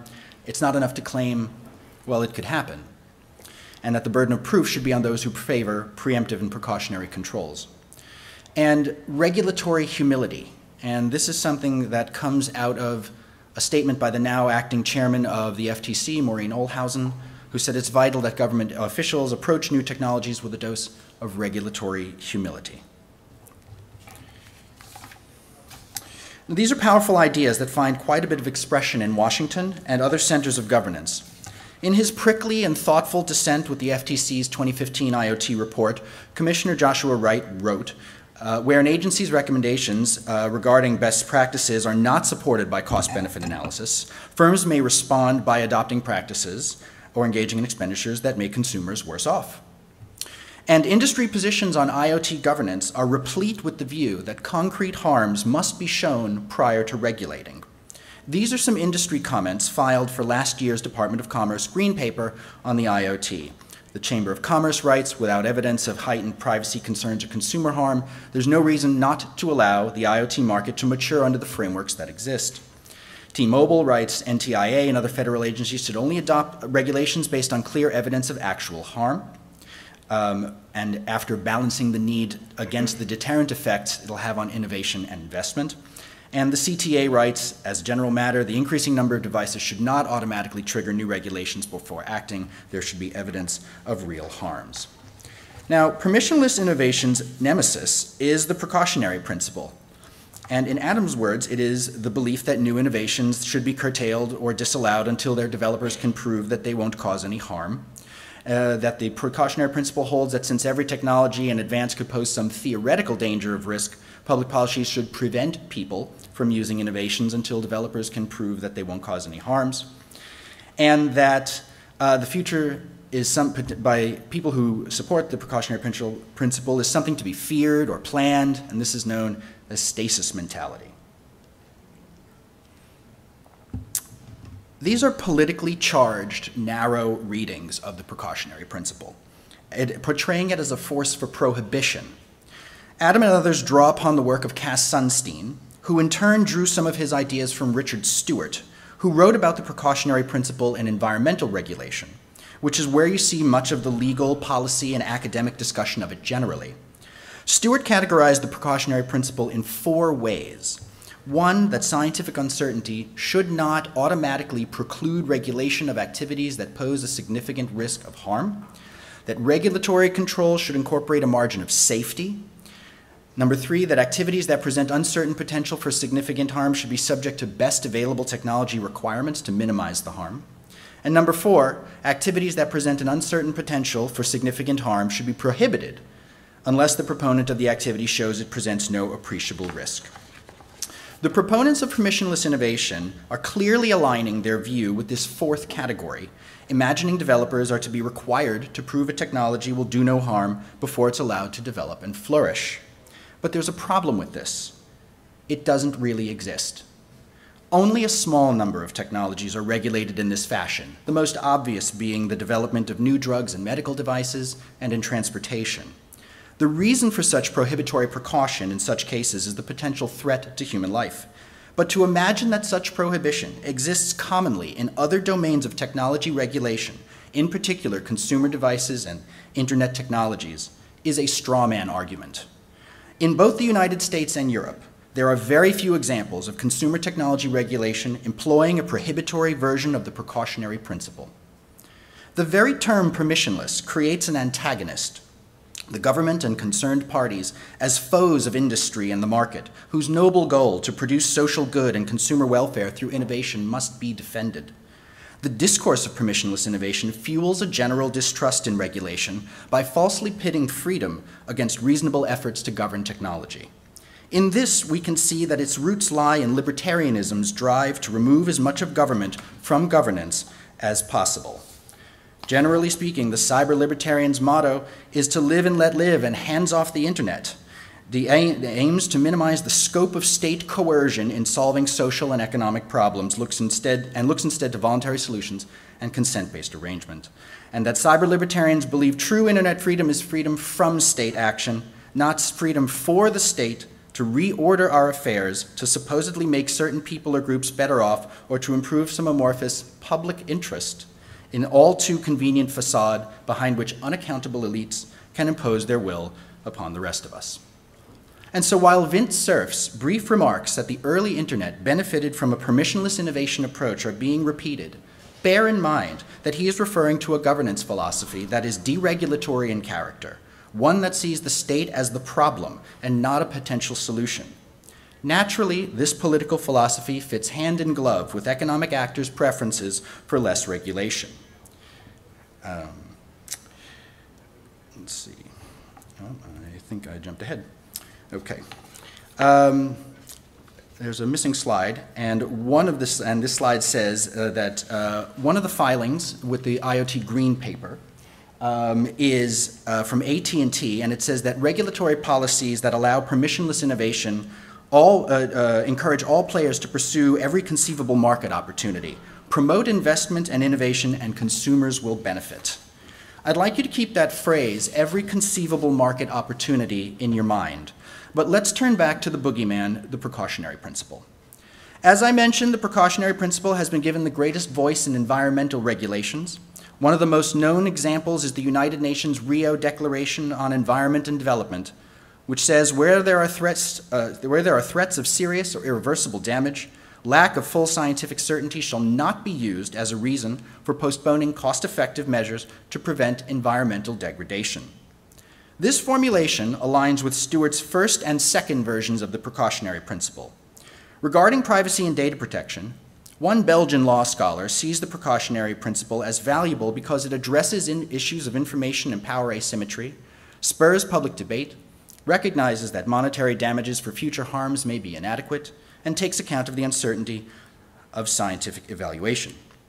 On the first 2 points, he writes that since relations between citizen governments and citizen industry are obviously asymmetric, legislation protects citizens by counterbalancing the strength of governments and industry.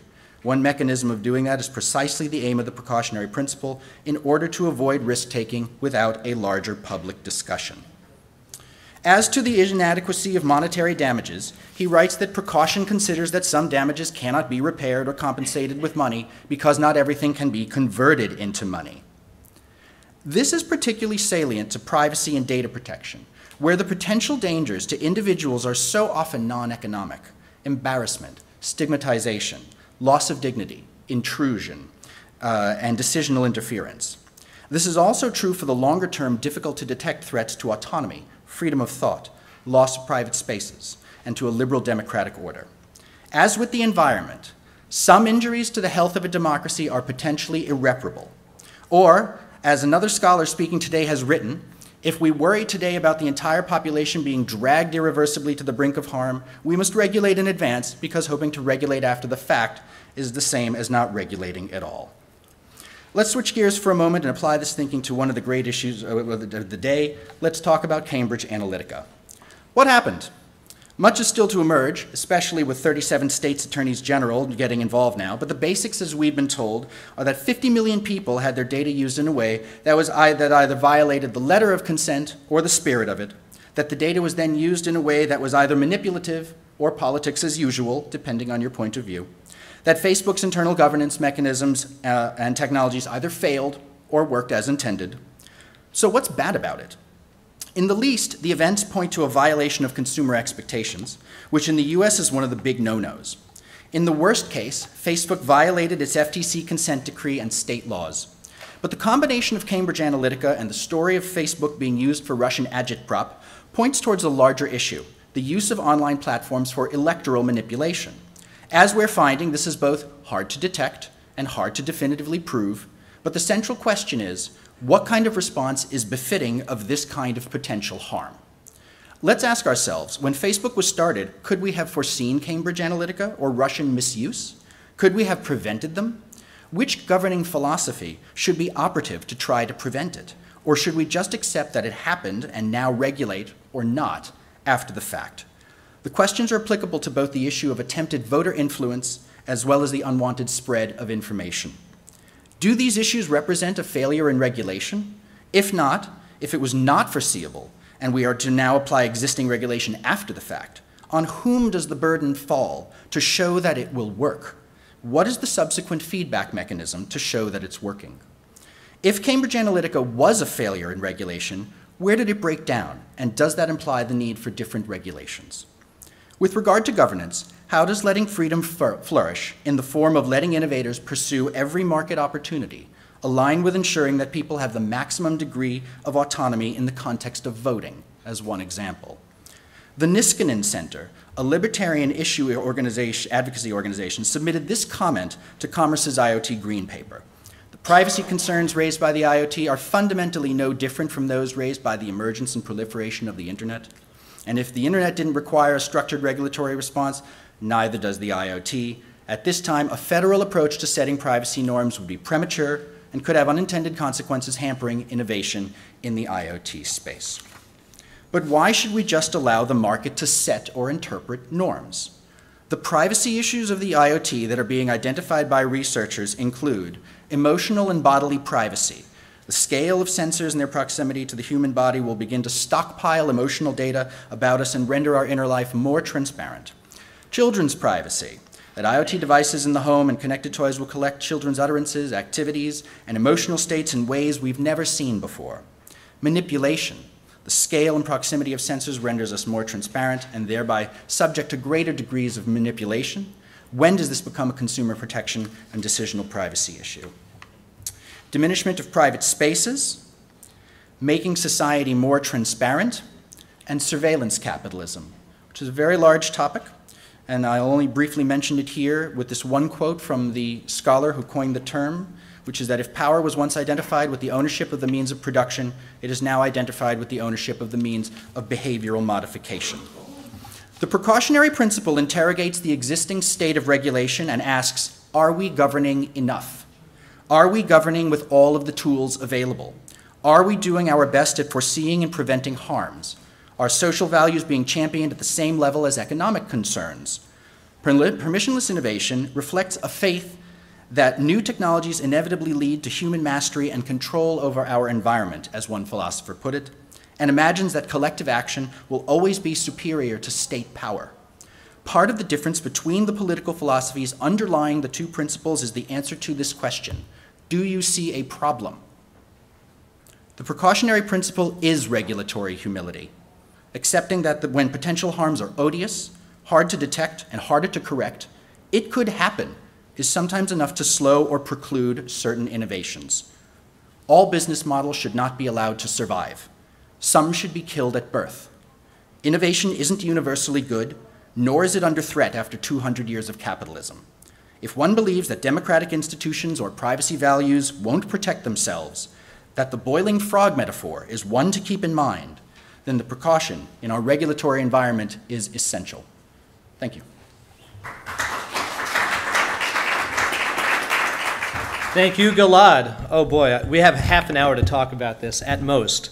So let me delve right into it. Gilad, you brought up some of my questions at the end of your talk, but let me reframe them a little bit. So we have both industry and government kind of claiming that they're protecting citizens or consumers, depending on how you want to phrase it, from the other, right? The precautionary principle is the government saying it has to protect citizens from industry, and the permissionless innovation is industry protecting consumers from the rapacious overstep of the regulatory state.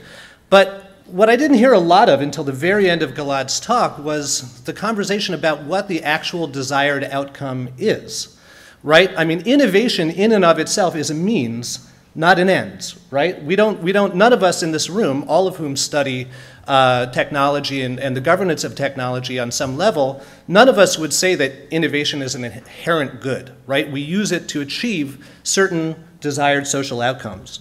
So I guess my question is, you know, let's begin with first principles. This is a debate about how innovation is best to be achieved in order to produce social outcomes that are for the good of the citizenry or the consumer base, however you want to define it. Can we at least agree on what those desired outcomes are, right? And who gets to decide what constitutes a harm? Who gets to decide, you know, if you think about, you know, the concept of permissionless innovation begs the question of who's asking permission or not and who's granting permission. And obviously we know that going into these kinds of situations, there are existing power relations, right? The fact that it's three middle-aged white guys on this panel debating the question of who has to ask permission to use technology in different ways and to enter markets in different ways is one of many pieces of evidence that point to the inherent problems here that are not being fully addressed in the rhetoric that surrounds this conversation. I take issue with middle-aged. Well, I mean, we're all very young at heart, but so let's see if we can get down to brass tacks and just begin by asking Adam and Gilad if you can at least agree on what the social aims that innovation is supposed to achieve are. That's interesting. I actually don't conceive of innovation in that way. Innovation is economic activity, and as such it follows economic logic. It emerges from economic and commercial logic. And so its goal is to satisfy those logics. And in the US, that means following a maverick capitalism form of commercial logic that places great stock in the market being a force, or rather the rising tide that raises all ships. That's not a fact, that is an ideology. And the logics that sustain the institutions of capitalism and market activity in the United States they march to the beat of their own drum. And I would argue that in large part, to imagine social issues emerging from that is an overlay and is possibly, you know, the wrong way to frame it. I think it's better to wonder, what is it that keeps the capitalist ship afloat? What is it that spurs market activity on? And ultimately, if you believe in, that it's economic in nature, then it's not really clear that there are social aims that are emerging from it in the way that we would discuss the idea of social values like democracy. The market doesn't care about democracy. Democracy is something that we impose orthogonally to market activity.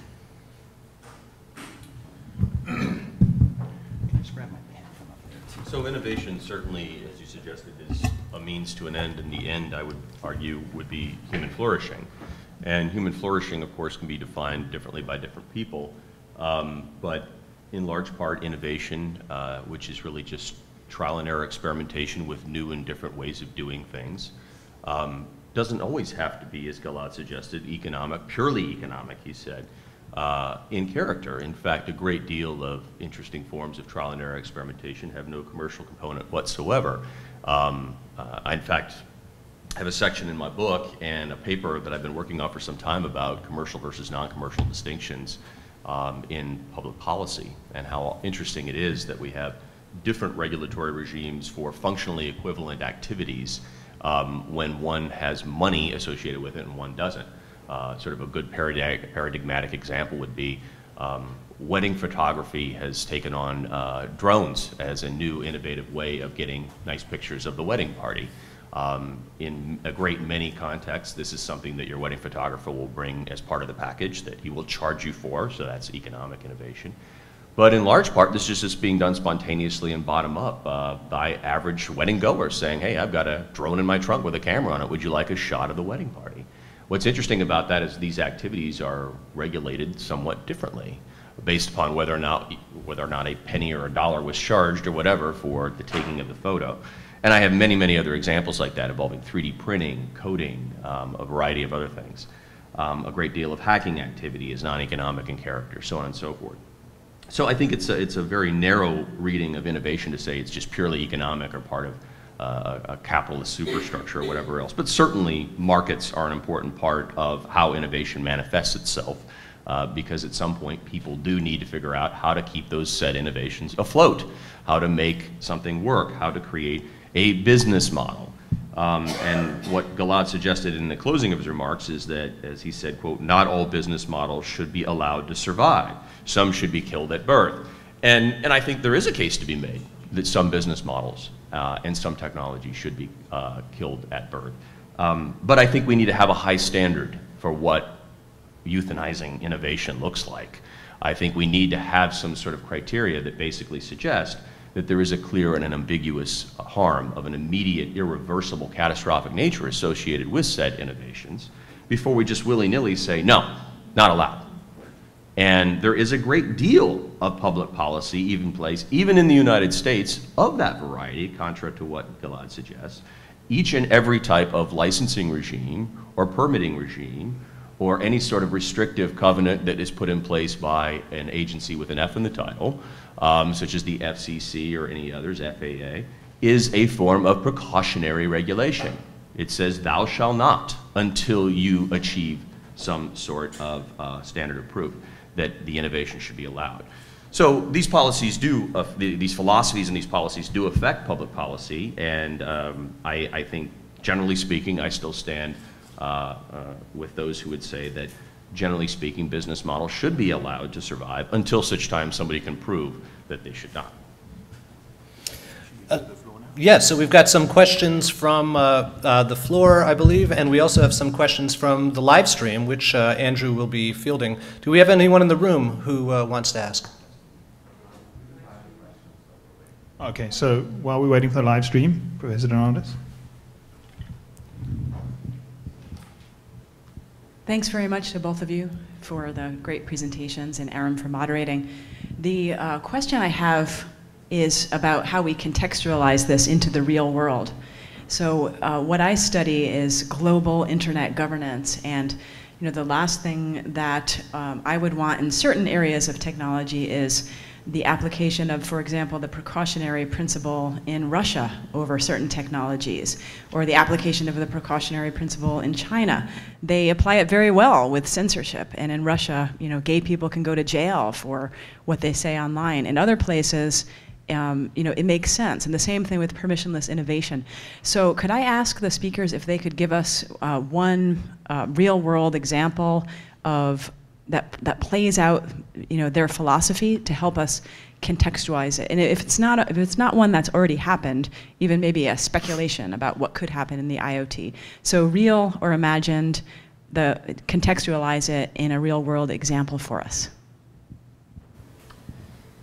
So I begin, I think, chapter 2 of my book by discussing sort of natural real world experiments that we've seen with Internet Governance 1.0, if you will, and how there was a very interesting transatlantic conflict divisions, if you will, about Internet governance that developed in the mid-90s when the Clinton administration came out with one vision for the way of running the Internet, namely the approach that they articulated in the framework for global electronic commerce, which was very much multi-stakeholder oriented, civil society deliberations, market-based mechanisms, so on and so forth. Sort of a true bottom-up permissionless innovation vision was articulated by the Clinton administration.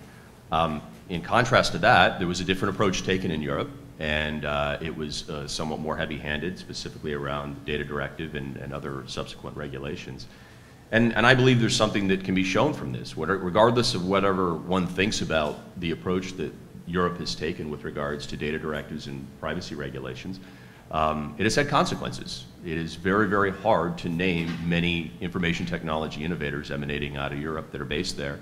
Most of them, and the VC money, the venture capitalist money, flock to US shores because of a different governance arrangement.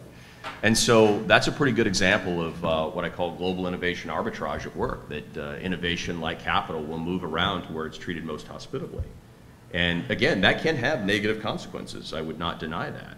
I'm certainly not a fan of the kind of things, Laura, that you suggested that are happening in Russia and other countries where we see a federated internet or a splinternet approach, especially when it leads to less freedom of speech, a denial of human rights, and so on and so forth.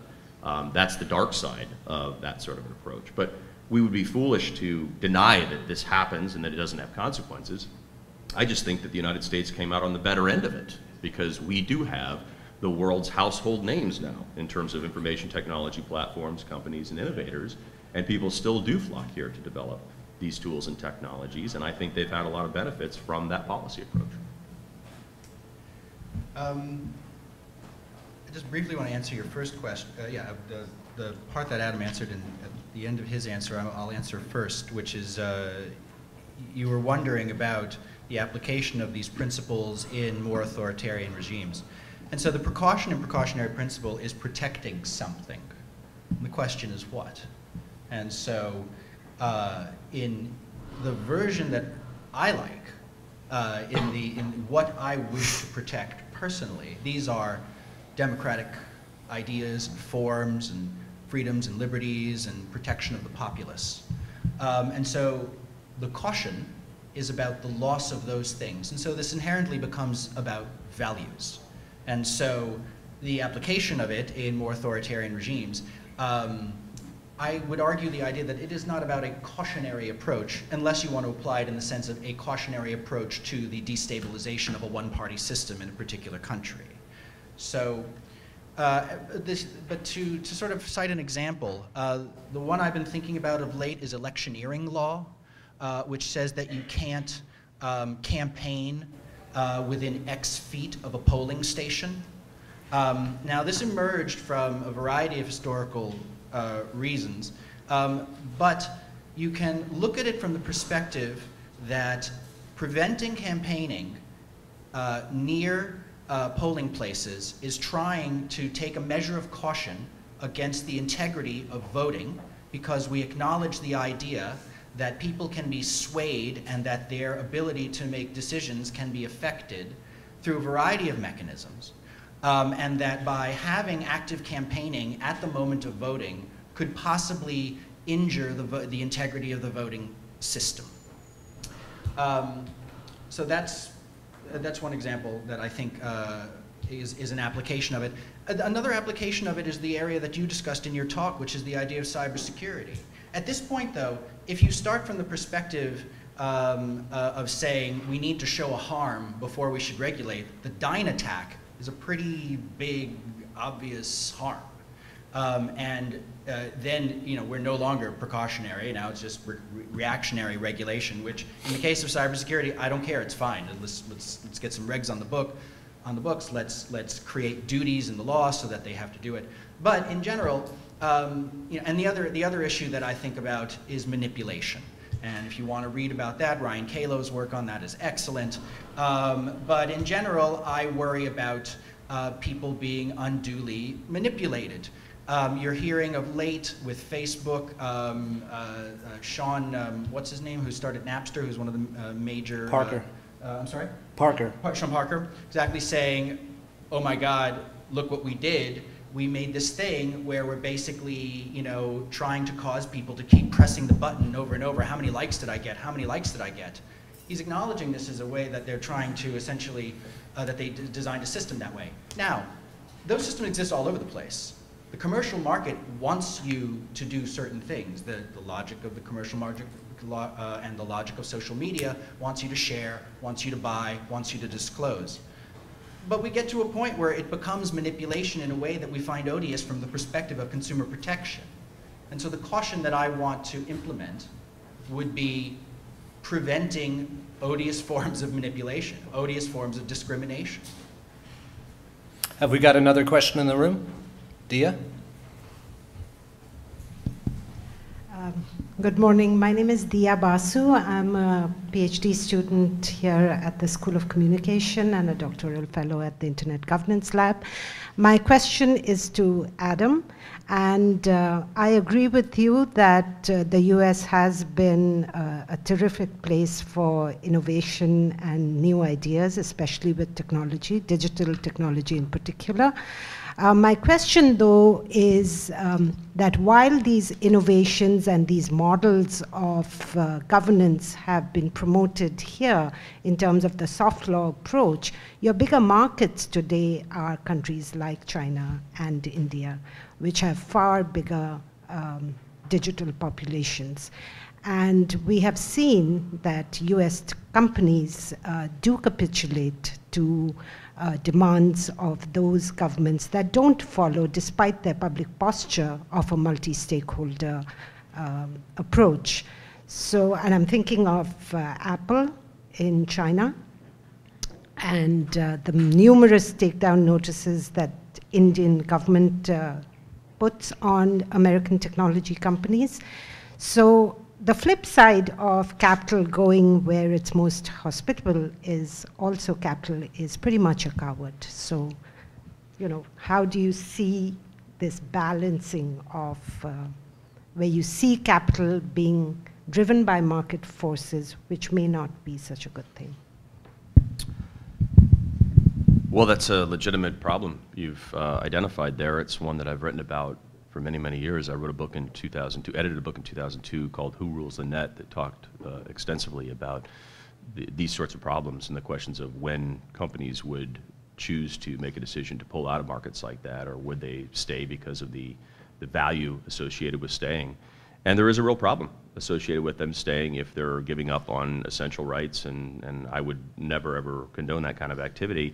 The question is, are we better off when large companies, multinational companies, engage in those sorts of repressive states or markets and see if they can get any sort of traction or any sort of freedom advanced at all? I don't know.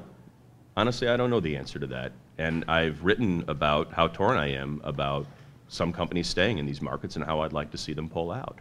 I'd like to see our government lend them some more support, not economic support, but just use the bully pulpit to say, like, we think these companies deserve a fair shake, and we don't want them to be manipulated or forced to cave to these ridiculous demands, whether they're on human rights grounds or speech grounds or whatever else. But you know, part of a multi-stakeholder process, namely the overarching internet multi-stakeholder process that continues, is supposed to try to help solve some of these problems. Now, oftentimes it does not, because some of these states are so repressive that it's impossible to imagine that Putin in Russia or anyone in China is going to cave to whatever ICANN or various international governance bodies say is in the public good. Do we have a question from the web? Not yet. So I'm going to use my prerogative while the mic is being passed around to ask one more question, which is there's been an idea in some fashion for the last decade that's never really been instantiated, which is the notion of a digital Bill of Rights. And we've seen bits and pieces of it. Think about Marco Civil in Brazil, or some of the stuff that's been done in the EU, especially the right to be forgotten. But you know, as we're talking about the kind of you know, the challenges of regulations that address, you know, incremental regulations that address an exponentially changing technology landscape, does it make sense to think about statements of general principle phrased in terms of, you know, basic consumer or citizens' rights that are a priori and predate technological innovation to act as kind of stopgap measures on the excesses of commercial or technological overreach? Is that a middle path that would be amenable to both of you? That's the GDPR. I mean, that's Europe. You know, that's the Data Protection Directive from 1995. which itself, I mean, there's this wonderful history that forks, where, and so the first data protection law in the world is in Germany in 1970, but at the same time, FCRA, the Fair Credit Reporting Act, comes out in 1970 as well, which is essentially a use regulations law, a whitelisting law. And then in 1973, you have the Hugh Report, which articulate the fair information principles. And then you get to 1980, and then you have the Privacy Act of 1974, which implements it, that the industry managed to get itself out of. And in 1980, you have the OECD principles, which form essentially the Data Protection Directive of 1995. Also form the Fair Information Practice principles that are operative in the United States, but they are soft law, they are aspirational, they are norm-oriented, they don't have the force of law. But Europe went ahead with the idea that these rights should be embedded, and so Europe is very focused on the concept of fundamental rights, and the GDPR doubles down on that idea. And essentially, the idea is that rights are flexible long-term instruments that are subject to continual reinterpretation based on the conditions of the day. We do that with civil rights, right? It took a while for America to get something resembling a body of civil rights going, and we did.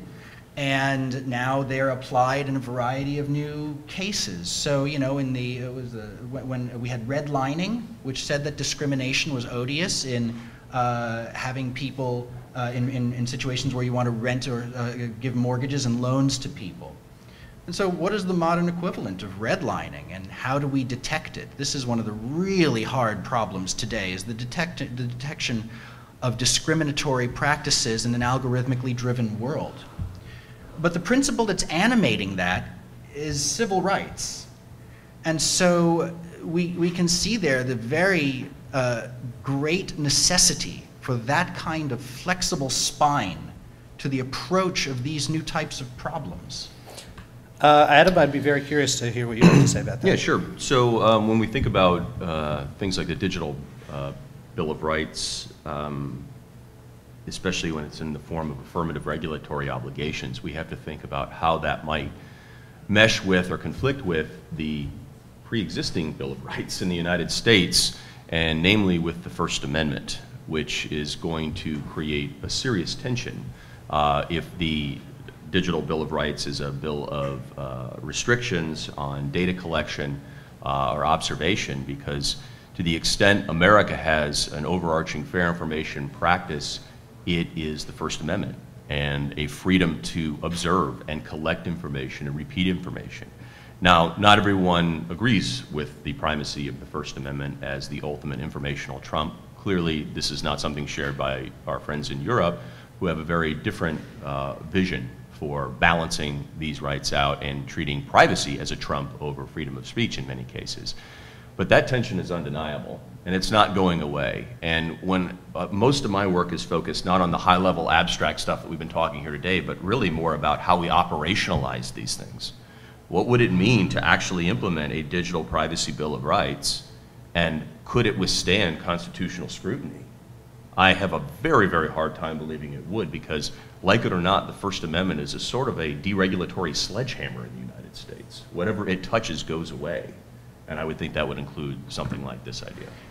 If I may, I just want to say, the First Amendment is for humans. It's not for corporations. But that's not, that doesn't solve your problem. It does in part, in the sense that preventing types of collection and use doesn't step on the First Amendment rights of other humans. Steps on the ostensible rights of companies that have rights of personhood that have been developed over the course of 120 years. We could argue about philosophical priors about rights of people versus corporations. As a matter of law in the United States, you're wrong. Corporations do end up having these rights. No, you're right. You're right. I am taking a philosophical position. It's absolutely right. And it's fine to articulate that, but practically speaking, there's a lot of wishful thinking tied up in what you're proposing, I think, or what we think. I took a while to get here. Love to have take a while to get somewhere else. A 3-hour audio clip of you guys debating this all the way down the rabbit hole, but I do want to make room for one more question before we have to split. Please. Thank you. Thank you, the two of you, for your presentations. I think it's a question for any of you, but more for Dr. Gillard. You mentioned the precautionary principle. As I understood you, you always have to answer the question whether do you see a problem, right? Part of the answer to the question is that there is always something to protect, right? Whether it is if the internet users' rights, and if that's not enough, there is always the national interest, which is a tricky concept that changes all over the time. Those are the basis for these blitzkrieg laws over the internet infrastructure in Russia and in China. Like, if that is not enough, the GDPR comes with the adequacy principle, which basically implies the negotiation one-on-one between the European Union and in each country of the world, and maybe some amendments in the legislation of each country of the world. So this is going to have a huge impact in the innovation. It's going to delay it. Great. So at what extent, and this is my question, if, as you say, regulation is necessary, and we do not have any assessment yet, and we don't know how long, just for citing the GDPR, is going to take, when regulation has to stop, or when should be stopped? I mean, firstly, let me just clarify and say that I'm championing attendance to the precautionary principle. I'm not championing regulation at all costs. That doesn't make sense to me. These are regulations applied in different systems. But it also is true that you live in a completely regulated environment. Regulation doesn't stop. The reason the ceiling doesn't fall, and that we're not electrocuted when we plug our computers in, and that the air has only X amount of parts per million of pollutants, and that you drive on the right side of the road, and you live in a relentlessly regulated, governed environment. Civility and civilization means to be governed. You are governed. We are all governed. We will be governed forever, long past our deaths. And the question is, who's governing us?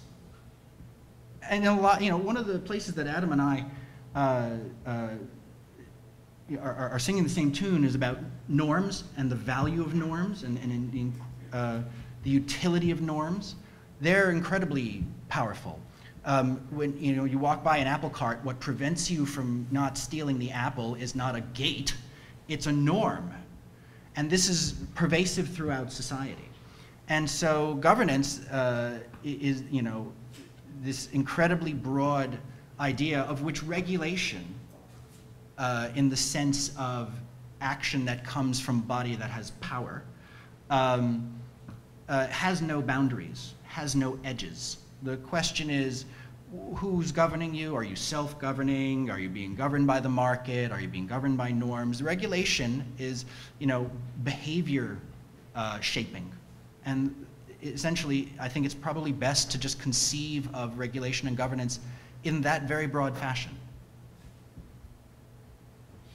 Adam, did you want to have a last word? Well, we can conceive of regulation as behavior shaping. It doesn't answer the question of what sort of behavior we want to make verboten and to say should not be allowed. The challenge in these debates that will remain is finding some sort of consensus on what type of activities we do have to draw some lines on and to impose a more precautionary cast. But the reality is that, principally speaking, that debate is not as much of an interest to me as you would think, having written a book on permissionless innovation versus the precautionary principle. I'm squarely rooted now in the world of sort of what works practically speaking and how we move forward. The question of how we shape behavior, as Gilada suggests, it could be through norms, it could be through market mechanisms, it could be through formal government regulation. Increasingly, it's a combination of all those things, but in one big messy bucket called soft law. And this sort of form of technological governance for the IoT is already taking shape. I think there's a lot to be said for it, but I think it's obviously going to be extraordinarily uncomfortable and, as I said, messy in how it unfolds. But practically speaking, I don't really think there is another alternative. I think a lot of what Gilada said in response to me today has been based on, as I will characterize it again, a bit of wishful thinking about the way the world should work for the better, for the public interest, for the public good, for the national good, whatever. And I'm like, yeah, sure, I agree with some of it, maybe not all of it, but the reality is that we're going to have a totally different, sort of more pragmatic approach to a fast-paced, highly evolving kind of set of technologies like the IoT. And I don't think we get there with the kind of vision he suggested. Well, I don't know about you guys, but I'm even more torn than I was at the outset of this panel, and that's a very good sign that we had some science dropped on us. So I want to have a huge round of applause and gratitude for Adam and for Gilad. And I think we've got lunch coming up. I guess I'll toss things back to Andrew, who's going to fill you in on what comes next. Thank you all for being here. So, that's great. Thank you for moderating. Appreciate it. Okay. My voice didn't give out. So lunch is outside. Please help yourselves. You can bring it back in here, or you can sit in one of the other things outside. That's probably the caterer. Or you can sit in those chairs outside. And then I'd like us to be back here at 1:15. So we have a fair amount of time for lunch, but please be back in here, seated, ready to go at 1:15.